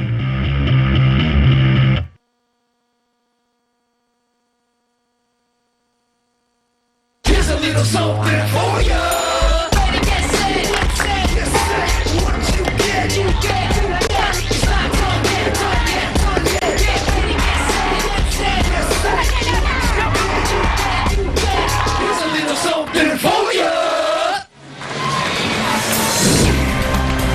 You are watching the NCAA Women's College World Series presented by Capital One. Elimination Saturday, heading to the top of the 7th inning. Missouri leading Oklahoma. 3 of Missouri's 4 runs are unearned on 4 Sooner errors. Time for the Home Depot Coaching Clinic. Michelle Smith's going to talk about Chelsea Thomas, who has been shutting them out. Well, Chelsea Thomas is known for her changeup and rise ball, but today it's been her drop ball that she's used effectively. She has induced a lot of ground balls. The right side of her infield getting a lot of work, as well as the left side. That drop and downward movement, so hard to hit, induces ground balls. She also has 6 big strikeouts on the evening, so between getting Oklahoma to hit the ball on the ground along with the 6 strikeouts, that's part of the reason why she's thrown the shutout here this afternoon. And a big reason why she is our Capital One Player of the Game. Chelsea Thomas, after a disastrous outing for her, giving up the 6 earned runs to Florida, the most of the season for her. Talk about bouncing back. She's bounced back very sweetly today by shutting out Oklahoma. If you're an Oklahoma fan, Missouri is 34-0 this year when leading after 6 innings. They have not blown a lead. And that one is given a charge. Danny Dobbs pressed into action as the catcher ends the shutout with a blast into the left field bleachers. Well, we talk about the pitch that's been successful this afternoon, and it's been the drop.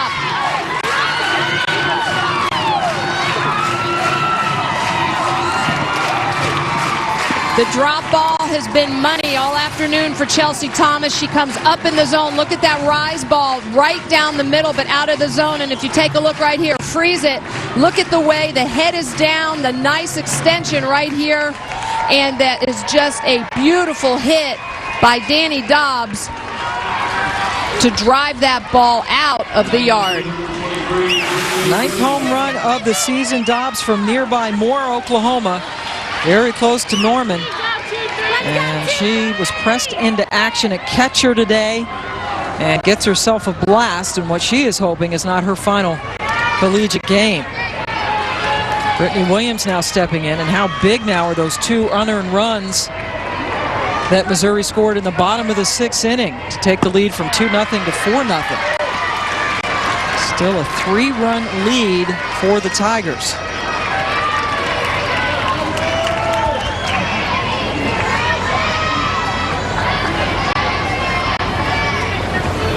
Brittany Williams nubs one over the head of shortstop Marston, and Oklahoma's got a little rally going on in the 7th inning. And another rise ball that Chelsea Thomas decides to come up in the zone. I don't know if they're trying to work on this pitch to get her ready for later on in the day, but she has worked the bottom part of the zone so well. And look at this pitch, well up in the zone. And Williams, just enough of it to put it out on the green. And Jessica Schultz was due to hit, but Schultz, playing her first game since May 8th because of the colitis, struck out in both of her at-bats today. And in fact, 1 for 9 on the season against Thomas with 5 Ks in 3 games, being pinch hit for by Katie Norris. Norris was supposed to be the starting catcher, but hyperextended her left elbow during warm-ups and has not caught. But here she is coming in not just any pinch hitting situation, but a crucial one in the 7th inning. Sends it, but on a rocket. And Marston turns the double play. Norris hit it right on the nose, but right at Marston, who was able to double off Williams at first. For a runner, it's so difficult on a ball that's hit this sharply.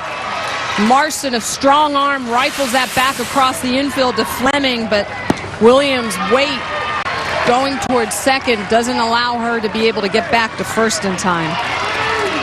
Last chance now, Allie Vandiver.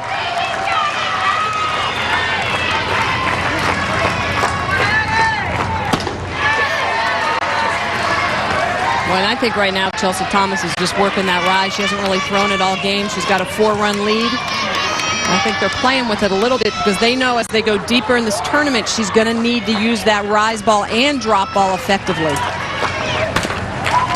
And that one is hit in the hole and cannot be fielded by Marston. So now with 2 outs, Vandiver able to get a single. And here we go to the top of the order and Destiny Martinez.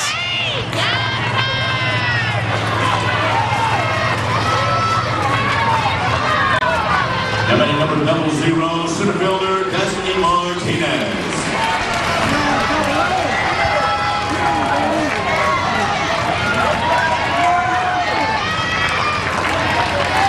Martinez 0 for 3, fielded by Thomas. Over to first, she throws it away.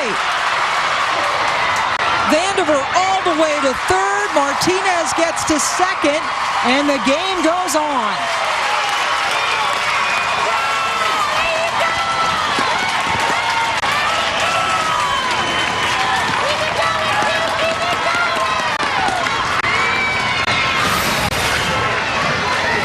And now it's Missouri's turn to throw the ball around. You can see that Thomas knows she has to rush this ball down. Fleming not a chance to catch that, and then she throws down to second to try to get Martinez. They're very lucky that ball did not get past and go into the outfield. So good opportunity for Oklahoma here to try to capitalize on a couple of Mizzou mistakes.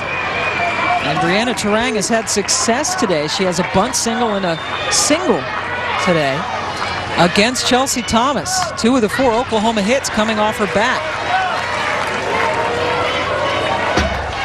Martinez was credited for a single, and then the error sending her over to second base on that last play.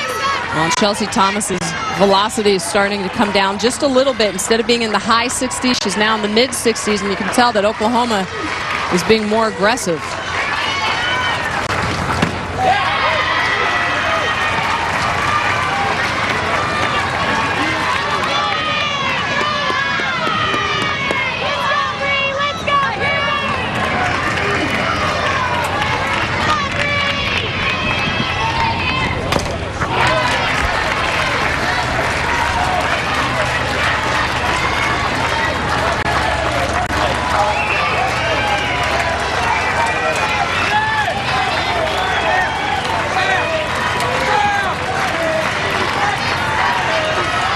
Two count, 2 on, 2 out.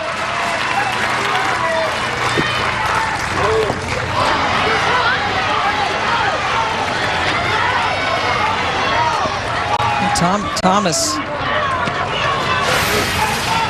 This is an off-speed pitch, and Boy, you can see the way that Terang's toward the front part of the box. She needs to be careful to stay in the box on that. Yeah, did you see Thomas pointing at her? Or pointing to the home plate umpire, saying, hey, she was out of the box. Another 2-2 pitch on the way. Popped up. Marston retreats at short, grabs it, and Missouri moves on, beating Oklahoma by the final of 4-1. Missouri will play Baylor later on today. Those two teams split a series at Baylor during the regular season. So let's update the bracket. Both Oklahoma State and Oklahoma have been eliminated. Come back at 7 Eastern for California, Florida, followed by Missouri and Baylor. Missouri wins 4-1. This has been an exclusive presentation of ESPN, the worldwide leader in sports. For Holly Roll, Michelle Smith, and our entire ESPN crew, I'm Pam Ward. Time for soccer. Today, a supreme test for Tim Howard and the U.S. national team. A match against David Villa and mighty Spain, the World Cup champions. The anticipation has filled Gillette Stadium in Foxborough on a postcard afternoon in New England. What atmosphere to watch the U.S. national team take on the holders of the World Cup trophy here in Foxborough, Massachusetts. And welcome to a beautiful day in New England. Spain and the USA, along with Terrell Coleman and Alexi Lalas. Ryan Bobley, the center of gravity in world soccer, clearly is in Spain. European champions, champions of the world for the World Cup. We saw poetically what Barcelona did last weekend in Champions League.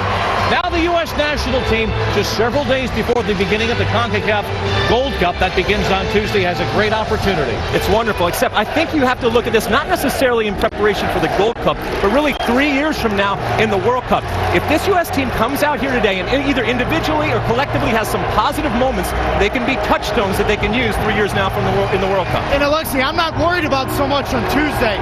60,000 plus, you're playing the world champion at home. What an opportunity for the players to make some noise, make a name for themselves.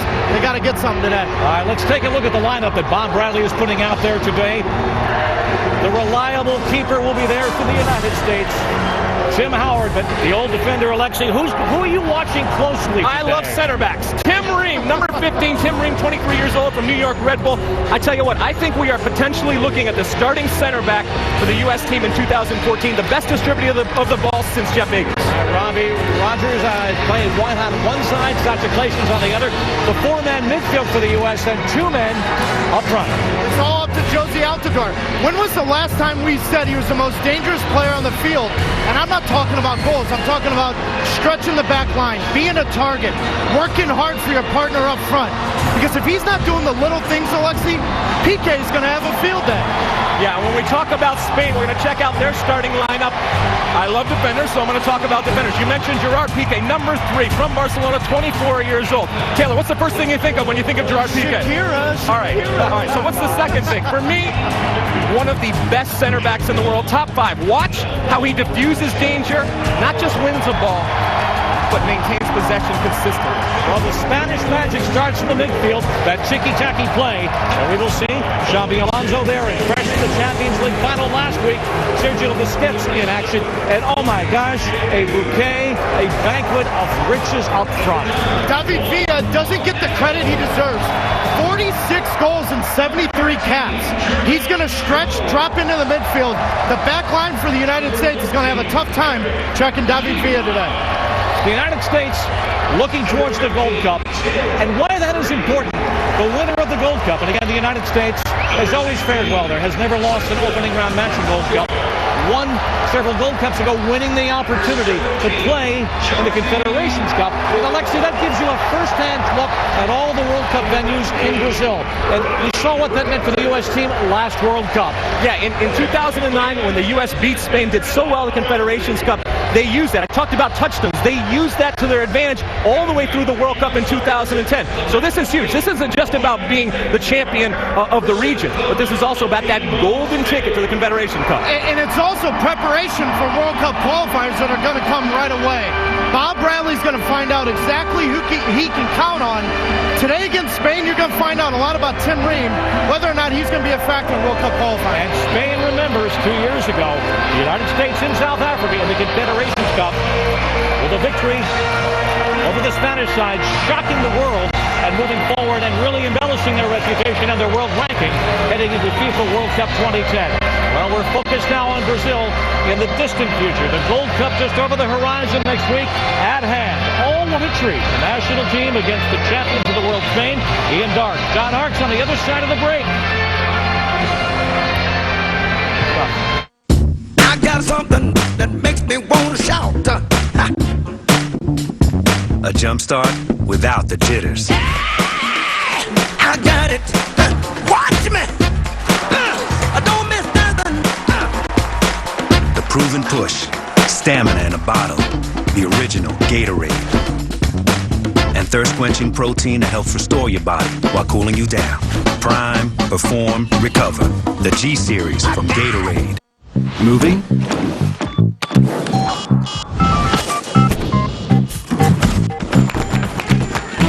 Call, pack, kick back. That's all it takes to move your DirecTV. One call before moving, pack your receiver, and we do the rest. Just call, pack, kick back, and ask about 3 free months of HBO and Cinemax, or Starz and Showtime, plus our special equipment upgrade offer. So make your move easy. Call DirecTV. Warning. Have you or a loved one taken Avandia and suffered a heart attack or a heart-related illness? An FDA safety alert has been issued. Several studies have linked Avandia to a dramatic increase in the risk of heart attack and heart-related death. Call now if someone you love has suffered a heart attack, other heart-related disease, or died while taking Avandia. You may have a claim to compensation. Call 800-889-5566. It was one of the greatest wins in U.S. soccer history. Bloemfontein 2 years ago, semi-final of the Confederations Cup. The USA beat Spain and end their long winning streak 2-0. Josie Altidore and Clint Dempsey with the goals. A famous day for the USA. Is it repeat or revenge here in Foxborough? Fantastic atmosphere. More than 60,000 fans. A real rush for tickets. And it's a real picture, and you do wonder how the United States are going to cope with the world champions here. This is Ian Dark with John Harks. And John, I know you want to talk about Juan Agudelo. He's this kid with the Hollywood script, really, 18 years of age. He scored 2 in his first 4 games for his country, 1 against Argentina. Yeah, very efficient and also making the most of his opportunities, Ian. When we look at Juan Agudelo, he's a young player with a bright future, but at the same time, this is a player that can make a difference now. And if he steps on the field tonight and plays like he can, and especially I talked to Mike Pecky too, he said that he's a hard-working, humbled player, and that helps a long way. Juan Agudelo is our Gatorade prime to perform player for today. A lot of emphasis too on Tim Ream, the young defender. The two sides are ready. Let's have the national anthems first. The world champions, Spain. Will be sung by Mr. Michael Amante.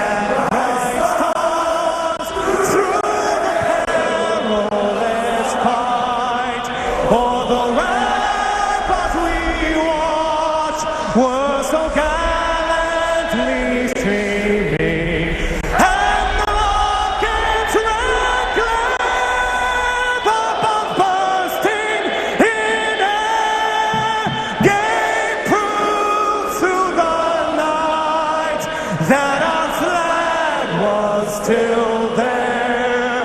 Oh, say does that star-spangled banner yet wave o'er the land of the free and the home of the You simply couldn't have a more attractive game than this. The United States against Spain, and it's next. Introducing our largest LCD TV, the new 70-inch class from Sharp, with Quadron 4-color technology for more vibrant colors. Spectacular-large. Big is too small a word for it. Aqua's Quadron from Sharp. Introducing our largest LCD TV, the new 70-inch class from Sharp, with 62% more screen area than a 55-inch TV. Humongous! Big is too small a word for it. Aqua's Quadron from Sharp. It's not a shoe. It's a first step. It's not just a tee. It's your message. It's not just your gear. It's game. Build yours. Champ Sports. We know game. Bring home a complete meal for your family. 10 pieces of the world's best chicken, 3 large sides, and 6 biscuits. Enough real food to feed a family of 4 or more for just $20. Today is a KFC day. Today tastes so good. We are not doing it. You've done racy GoDaddy commercials before. Yeah, but this is over the top. Thank you. We're here to promote GoDaddy, not be a part of some crazy stunt. Well, we're contractually obligated.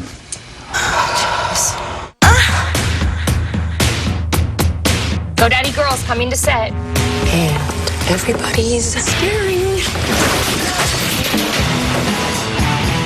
See more now at GoDaddy.com. Welcome back to Foxborough, where there is a superb atmosphere. The United States playing the World Cup winners last year, Spain. United States, of course, reaching the last 16 themselves. Barcelona, very much the talk of soccer at the moment after their stellar performance last week against Manchester United at Wembley. That was Pedro. He's in the squad today on the bench. David Villa starts. What a terrific goal from him, the third. European champions, Barcelona. They were quite brilliant. I was there. It was breathtaking. And Villa very much involved today. He's so popular, isn't he, Hoxie? He is, and you know, just in terms of what he's been able to do, stepping on the field, very efficient goal scorer, quick, explosive. Everybody likes to see this player, except the defenders that are up against him. They don't want to mark him. Spain's all-time record goal scorer now, after a couple of goals recently against the Czech Republic in the European Championship qualifier.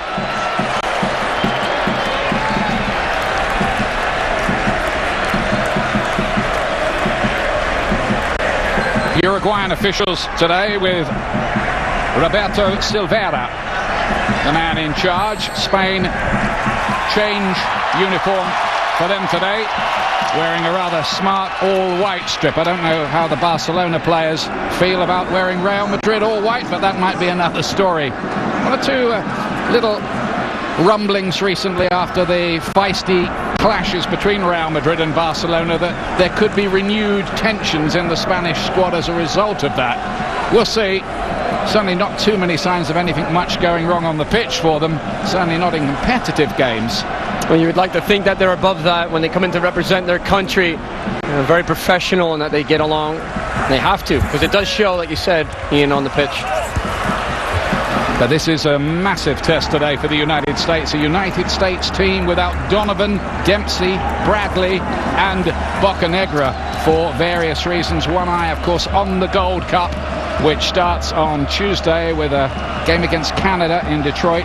The US are going to be very, very busy. Bob Bradley wanting to keep one or two of his bigger names fresh, possibly for that, but he'll want some kind of result here, won't he? Well, he will, and you know, of course, it was a dramatic win 2 years ago. and they upset Spain in the Confederations Cup, and that could be considered a one-off. But look, you want to go out, you want to play well, you just want to look at the solid things, the details of the game. And as a team, you have to compete. So they're looking forward to competing today. Good passing here from the United States early on. Until that moment from Jermaine Jones, giving the ball away to Cazorla. He's getting a run out today after a very, very good season in Spain. Remember, no Landon Donovan today because he reported ill this morning. The word is he will be fit for the game on Tuesday against Canada, but he is feeling under the weather, and that's why Bob Bradley, the coach, has decided not to risk him. He was originally in the starting lineup as we were given it last night. Might see Clint Dempsey, I think, later, and I think we'll see most of the players who are on the bench. In fact, both sides allowed 6 substitutes here. When we spoke to Bob Bradley yesterday in training, he did say, Ian, that he wanted to use all the subs and try to make sure everybody got a run in today. Players that are available. Xabi Alonso was the player who went down there for Spain, who are making their first friendly visit to these shores to play the United States, but they will have bad memories of this particular location. The old Foxborough Stadium was where they were knocked out of the World Cup in the quarterfinals against Italy in 1994. Silva trying his luck, blocked by Onyewu. One of the problems you've got playing Spain is they just don't give you too many touches of the ball. This is Sergio Ramos, Real Madrid player. One of 5 players who started the World Cup final. Silva, one who didn't, a Manchester City player. Villa couldn't quite control it. And then Negredo, who's had a terrific season for Seville, turning it over. 3rd tied top scorer in La Liga, Negredo. Well, here just a neat and tidy 1-2. The give and goes, it's all about angles. You got to stay with your players, don't ball watch, and how quick are they? It's a great cutback here. You see the back post just losing his player just a bit there. Spector applying the pressure. And lucky that one's over the bar. Negredo, as you said, 4 caps and 2 goals. There's David Silva. He's been brilliant for Manchester City for most of the season. Good control in the ball. He doesn't panic under pressure at all, Ian, and he seems to find the gaps and the spaces in between most defenses that he's up against. Funny too, because he lost his place, didn't he, at the World Cup after the early matches. Yeah, it was a fight for him to get back in. And again, just taking a look here, the communication's going to be important. The environment today, it's very loud in this stadium. Sold out capacity. Communication from Howard as a leader, as a rock, always in the back. Well, he knows he's got to get on his team early to shut things down and not let it manifest through the back. Cleistan, who's come in to replace Donovan at the last moment, playing wide on the right. Big chance for him. Plays for Anderlecht, the Belgian champions. Rather lost his way with the United States in the last year or so. He has, but he's been grounded and he's played very well on a consistent basis with Anderlecht. He's looking for another opportunity today. Villa, back to Xabi Alonso. Villa again, terrific footballer looking to pass it in. It was Arbeloa who got forward from the back, who had the shot that was blocked. But that is the way that Spain can slice the opposition apart. Well, the thing that Spain does so well is just move as a team, Ian. And the U.S. will be hoping to really absorb some of that pressure when they don't have the possession. But really look at the link up and find Josie Altidore and Juan Agudelo to then, really keep the ball and then move the team forward. But it's going to be difficult. Agudelo on the chase here. A lot of eyes on the youngster, turned inside. And the US trying to create something down this left-hand side. Sergio Ramos' challenge. The US wanted the free kick. It is a goal kick. Some good little exchanges there that led to that last play, and Robbie Rogers just hitting the turf, looking to use his speed on this left side for the U.S. Possibly open up the game.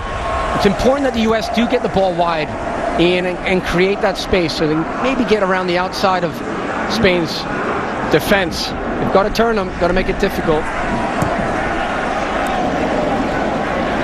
There is the question, I think, too, of the surface here, which is perhaps not the best for Spain's slick passing game. Won't help the United States too much either.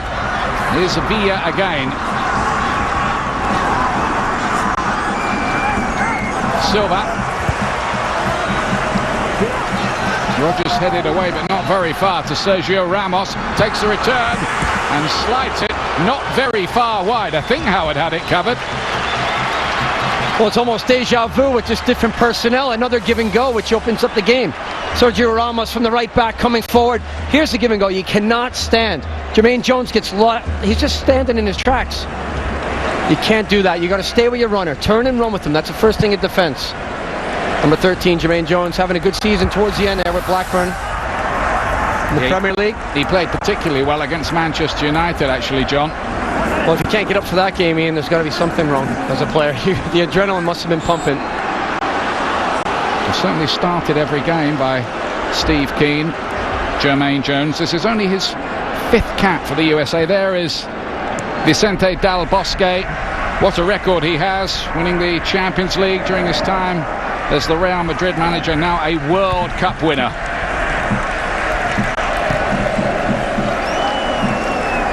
Uncomplicated, if somewhat lugubrious character in charge of the Spaniards. Well, he knows how to keep it simple and continue that fast passing game for Spain.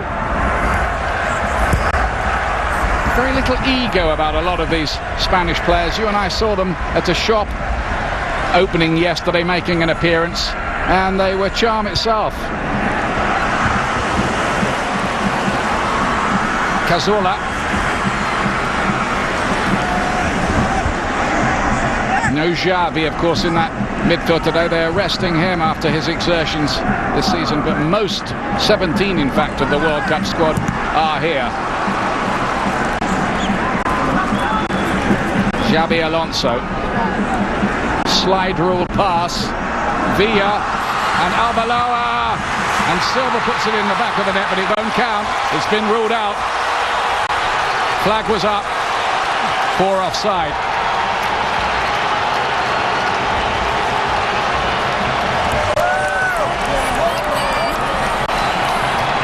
Well, you see the possession of the ball with Spain as usual, and it just good passes, interchanging there, but just a little bit offside. And the ball played in behind the defense of the U.S. Here it is, a good look. It's a great angle. Oh, was it offside? Looked like he was onside there. Eric Lehigh, the left back, keeping him on, number 14. They got away with one there. They certainly did. That was very, very much onside. Yeah, bad call. Having said that, the United States had a few go against them at the World Cup, but it is a swings and roundabouts situation, that one. You and I were talking about the conspiracy theories. Goes both ways. Having a handball or clear off the line, did it cross the line? Offside calls. U.S. went through it all in 2010. Xabi Alonso. Spain looking in ominous form early on. Cazorla. That time David Villa hadn't quite read it. Well, one thing, Ian, that you just mentioned there is the humbleness of this team, and most of the great players, they hard work, they respect each other, and they dig in, and that's something that goes a long way. And you'll see here too the way they complement each other and they work for each other, and it makes it difficult. Here's Piqué, 1 week on from Barcelona's quite celestial display against Manchester United at Wembley. Bound to be a little bit of tiredness in the legs of a few of these players at the end of what's been a long European season. But of course they have that extra pressure, don't they, now? As world champions, they're expected to go out and perform. Everybody wants to beat them as well, and in fact Argentina and Portugal have done just that in recent months since the World Cup. Wonderful ball. Xabi Alonso to David Villa. The cavalry is arriving. Rolled in towards Silva. Didn't reach Cazorla, who was waiting as well. And the USA losing possession. Cazorla from range and wide. It's all Spain early on, though. Well, Sasha Kleshing getting caught in possession there as he tries to break out from the defense for the U.S. Cazorla with the strike just off the frame. Here again is just a look at the offside. As the ball's released here, he is on. So the wrong call by the assistant ref. Lehigh it was who was playing Albaloa onside. Quite hard to see how they got that one wrong, actually. It is. It's very difficult. But then they, as we always say, they do not have the benefit of the replays as we do. Nah, you should know now. You don't want to argue with referees here. Why break the habit of a lifetime? Yeah. And seriously, it's no easy job, of course.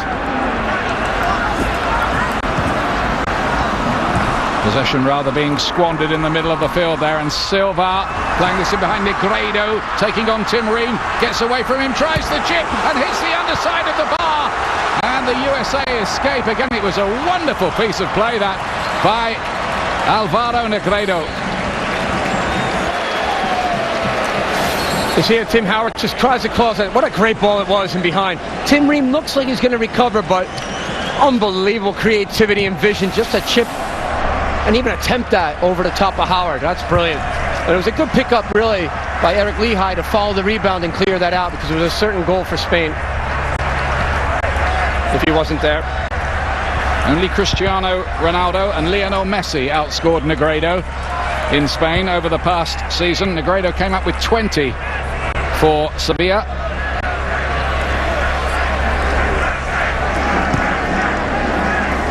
But this is a tough job for a side with Jermaine Jones making only his 5th appearance for his country. Lehigh and Ream 4th. Rogers only his 11th, and so many of the big names missing in this particular United States lineup.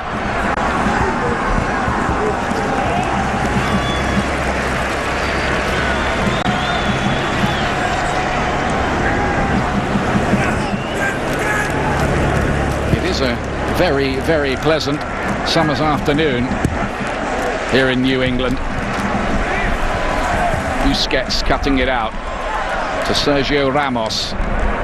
Spain, by the way, play Venezuela as well on this trip in 3 days' time. And Del Bosque was saying he'll play everybody in the squad over the two. That's a great effort, wasn't it, from Negredo? Very good effort. Excellent vision. Definitely has Howard beat on that, but crossbar keeping him out. Goalkeeper's friend, isn't it? The framework. If it hits there, I'm okay. Great skill, though. Just a little sand wedge, wasn't it? It's so important. It's so important, Ian, that the U.S. they need to learn to play out of the back under pressure. They can't just keep hitting these hopeful balls to no one. It's going to make it difficult for Josie Altidore and Juan Agudelo to really get any good service into their feet if they're challenging in the air constantly. Good movement. Great movement off the ball for Spain. Fantastic touch by Alonso. Liverpool have never really replaced him in the midfield since he went to Real Madrid. He still follows their results very closely, though. Cazorla looking for a 1-2, and tremendous save from Howard to deny Villa. Did he get anything on it? Well, we saw David Villa shape up for that third goal against Man United when he was playing for Barcelona at Champions League final. And he kind of does a little bit here, different part of the pitch, but he shapes up again to bend it around, not far off, just clipping the post. Yeah. What a great strike. And the speed of play and the speed of thought is so important. This is something that's a challenge for the U.S. right now, to match up, stay with the players, get their organized shape, try to weather this storm. Good start for Spain, though. They look very sharp, very sharp. He did just flick the outside of the post. You're right, John. Howard wasn't near it. It's important that Josie Altidore and Agudelo share the space up front and do not go on the same side of the field. They continuously sometimes show for the same ball, and they can't do that. Young players, they've got to learn to keep that spacing apart in terms of turning the ball over, too. So they got to be in a good spot to defend if they can. Robbie Rogers to hoist this cross into the middle. Kleshtan plays it inside. Jermaine Jones feeding it forward. And get another chance. The Sparrows made a good impression for Blackburn Rovers. Not many chances you're going to see Gucci Onyewu trying to take somebody on for the U.S. down the wing. So he needs an oxygen mask, doesn't he, if he gets that high up the pitch usually. Well, he's certainly good on set pieces, which is something that the U.S. have done very well with historically. He'll be one of the targets today if the U.S. gets some good free kicks in dangerous areas.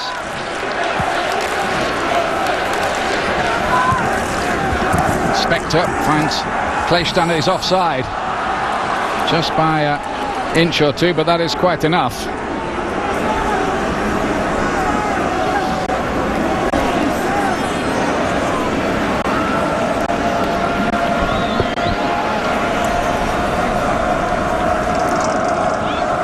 And I'll tell you something, at the moment the United States will be quite grateful to be level with the Spaniards, who've had what looked like a perfectly good goal disallowed and have hit the underside of the bar as well.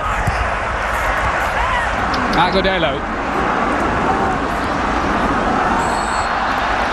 wins the free kick for his side. Is there a future for the Agudelo-Altidore axis in attack? Well, I certainly think there's a future for Agudelo. I mean, he's a young player, loves to work hard, still learning. It's a long process, but speed and strength is something that he has, and the unique ability to go one-on-one. He really likes to take risks and go at players. You always need a player like that in the team. Well, the Gold Cup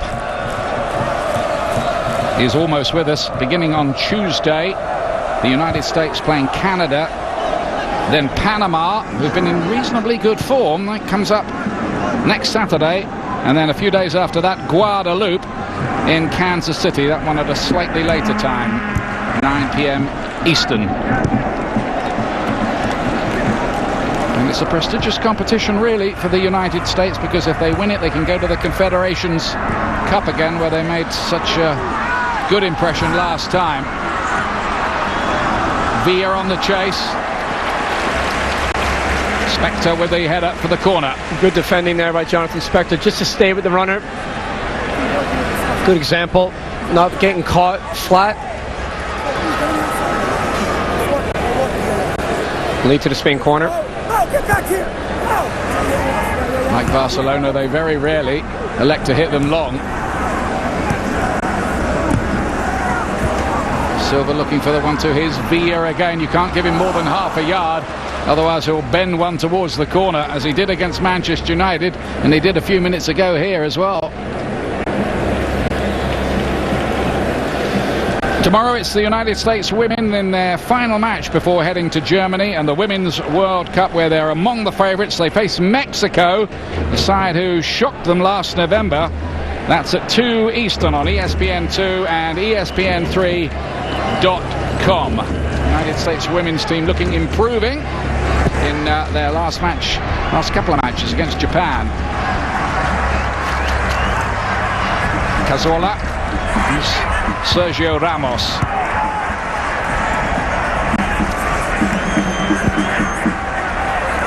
The US victory over Spain in Bloemfontein 2 years ago at the Confederations Cup semi-final is the only time so far that the United States have beaten Spain in 4 meetings. They'll do well to win this particular one, given the fact that this is something of a depleted US side that Bob Bradley has on the pitch.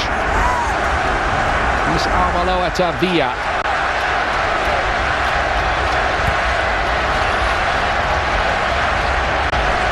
Ramos again, now Silva.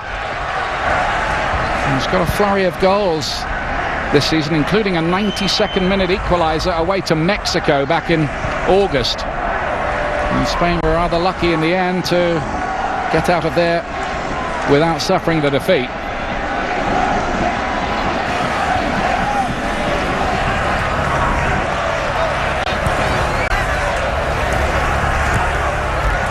Cazorla. player who's part of the successful Villarreal side who finished 4th in Spain. Silva and Villa have been particularly impressive so far. And down below, there's an offside flag here. So Negredo's effort, even had he not had an air shot, would not have counted.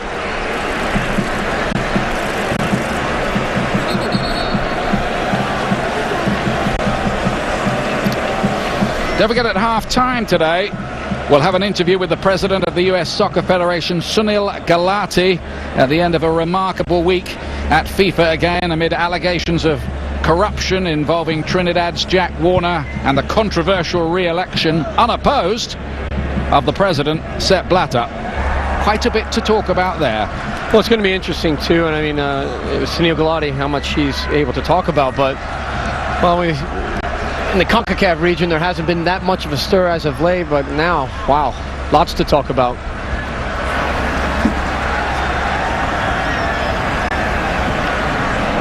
That will be an interesting interview at half-time. Again, the US unable to hold the ball for long. It's important that you do as often as possible against the Spaniards, because it can take quite a long time to get it back again. Here's Tim Ream. What a massive occasion for Tim Ream, who only made his debut against South Africa back in November, the New York Red Bulls player, and here he is up against the world champion, something he wouldn't have dreamt of, I think, a year ago. Same too for Agudelo, his clubmate.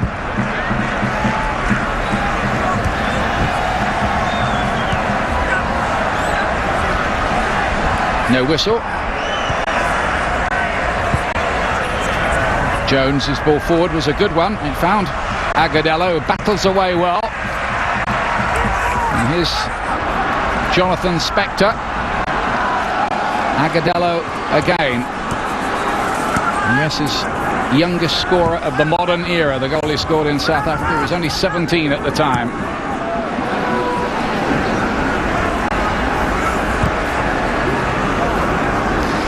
That's such a tough ball right there. It's got to be better from Gucci Onyewu. It's not a hopeful ball to play into the box. You got players chasing it. Kleshin was the nearest one to it.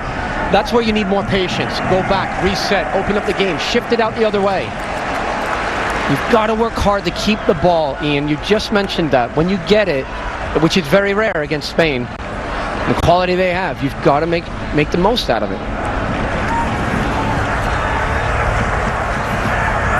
This is Eric Lehigh, another one of those players who've made their debut this season for the United States. He's been on loan from Aston Villa at Leeds United in the second tier of English football. Playing a bit out of position at left back. He's normally a right back. Well, they've got a few problems in that left back area. Bocanegra is having a rest for this particular game, the captain. And Jonathan Bornstein, who we were expecting to play, is missing with an unspecified slight injury. He did train, didn't he, yesterday, Bornstein? Yes, he did. And like you said about Bornstein, was, from Bob Bradley's point of view yesterday to us, was that he was going to be involved and hopefully play throughout for 90 minutes, I thought. So a few changes here today from yesterday, but opportunities for many players to show what they can do. Albaloa to Silva. Good covering on that occasion, but it's hard work for the United States midfield players and defenders. Concentration absolutely vital, and organisation. We need plenty of help as well.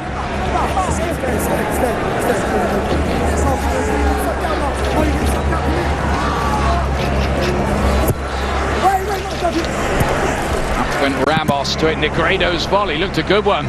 Good block by Ream. Still managed a cross of sorts, but easily handled by Tim Howard, who wins his 59th cap for his country today. Tim Howard. Another great season for Everton. Doing very well, solid, playing every week. Competing at the highest level, Tim Howard, for many years. He's done well. It's Cazorla. Silva. Once again looking to pick the locks of the United States defence.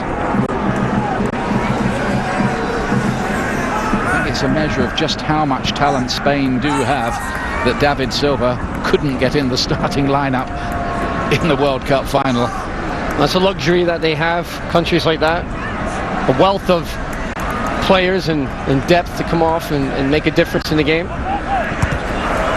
You think of a back line who's trying to match up against one of the best in the world, David Villa, and you got Silva on the pitch, and it makes it very difficult.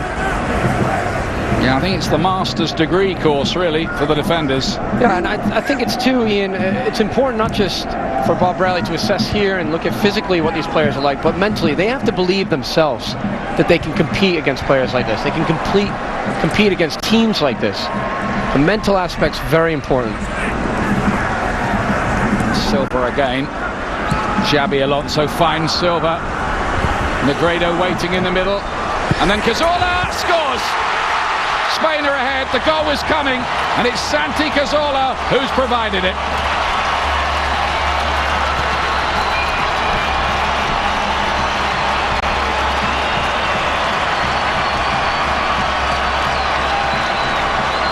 And the combination and the movement off the ball from early on, it was coming, the threat was there, and when you have possession this close to goal, well, all it takes is the one excellent pass, which they're very good at.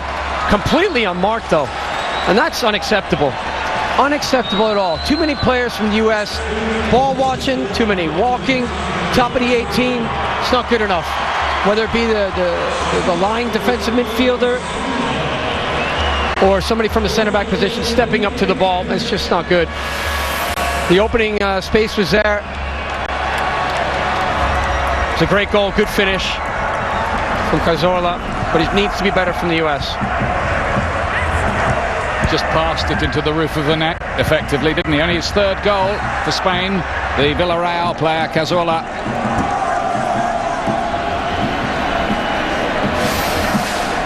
'28th minute. Well, again, yeah, and here it is. You know, you see the pressure on the ball there from Spector. It's a good cutback, but look at that. It's just too easy. Too easy. And Jermaine Jones coming late into the picture there. Tim Ream, Eric Lehigh from the left back, trying to come across and cover that space, but way too much space inside there. Tim Howard had no chance. Rogers on his right foot to curl one in. Nobody there to pick up the second ball. To say so far, the United States, without some of their bigger guns, struggling to come to terms with the size of the task here. This was a tough game, even with the full side out. Here's Villa. Well, they did the job in the end, the defenders between them. Can they get anything going on the counter? Agudelo and Altidore looking to link up. Yeah, but at times it's a little bit daunting. It's 2 against 5. And here's some of the skill right here. Olivia, very quick. Edu. It was a little bit better from the United States, trying to pick up Agadello's run, and Agudelo does have the eye for goal if they can find a chance, but Negredo just asked a bit too much. Well, he did so well, Ian, didn't he? Take that ball down over his head. What an excellent first touch and control.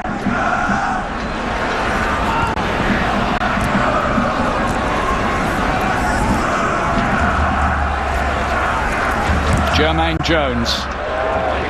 One for Agudelo to chase his by no means a regular starter at New York. The MLS Game of the Week continues on Thursday as Sporting Kansas City debut in their new stadium against the Chicago Fire. MLS Game of the Week presented by Adidas, 10 Eastern on ESPN2 and ESPN3.com.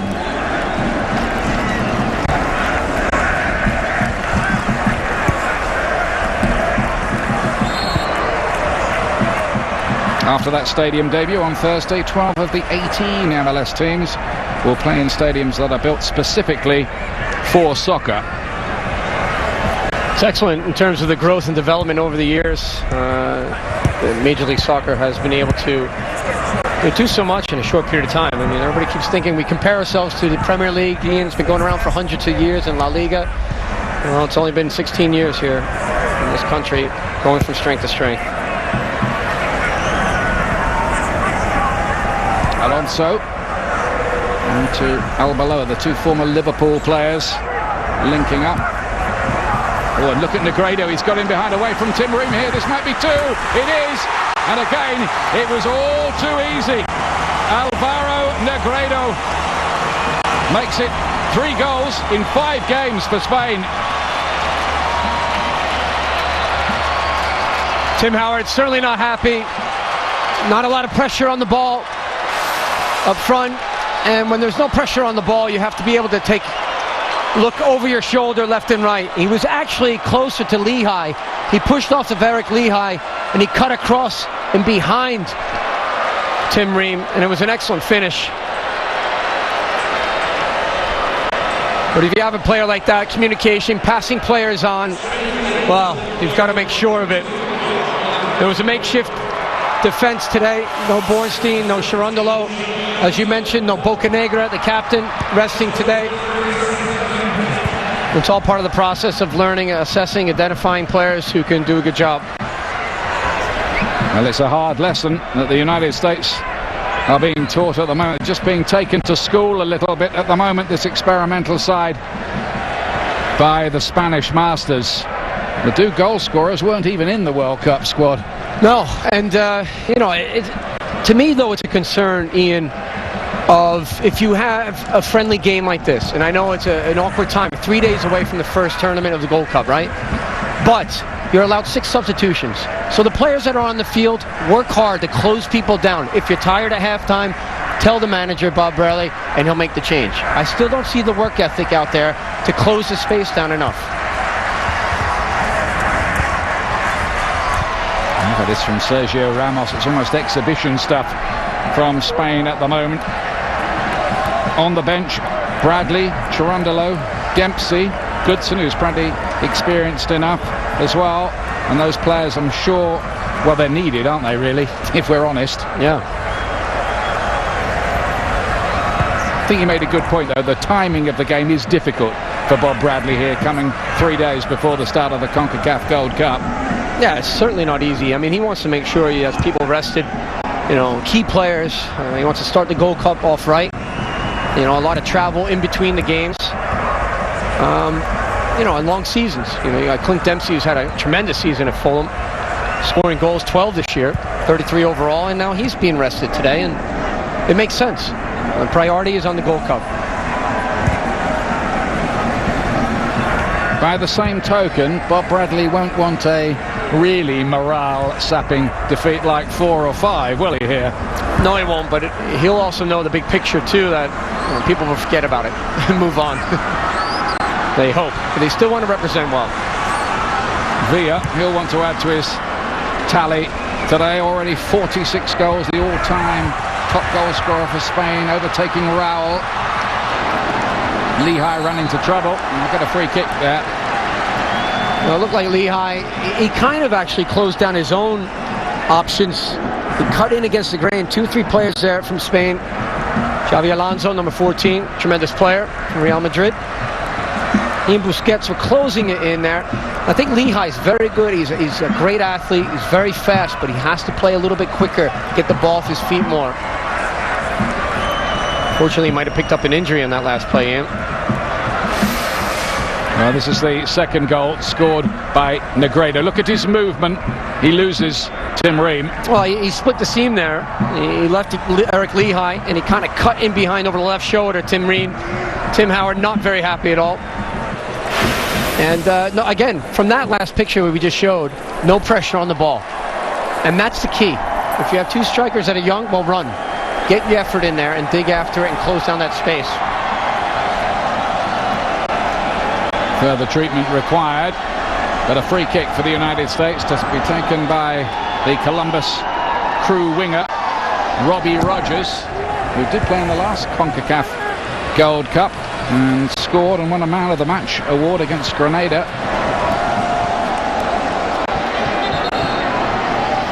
Another player down there, Ian, on that last set piece from the U.S.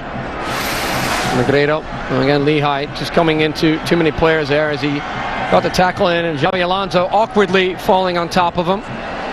When Busquets, I believe it was, who actually came in for the first challenge there. Sergio, number 16. He's a tough boy, though. Eric Lehigh, Polish parents, grew up in the Chicago area and getting a chance for his country. Robust defender. And there'll be plenty of defending to do, you would think.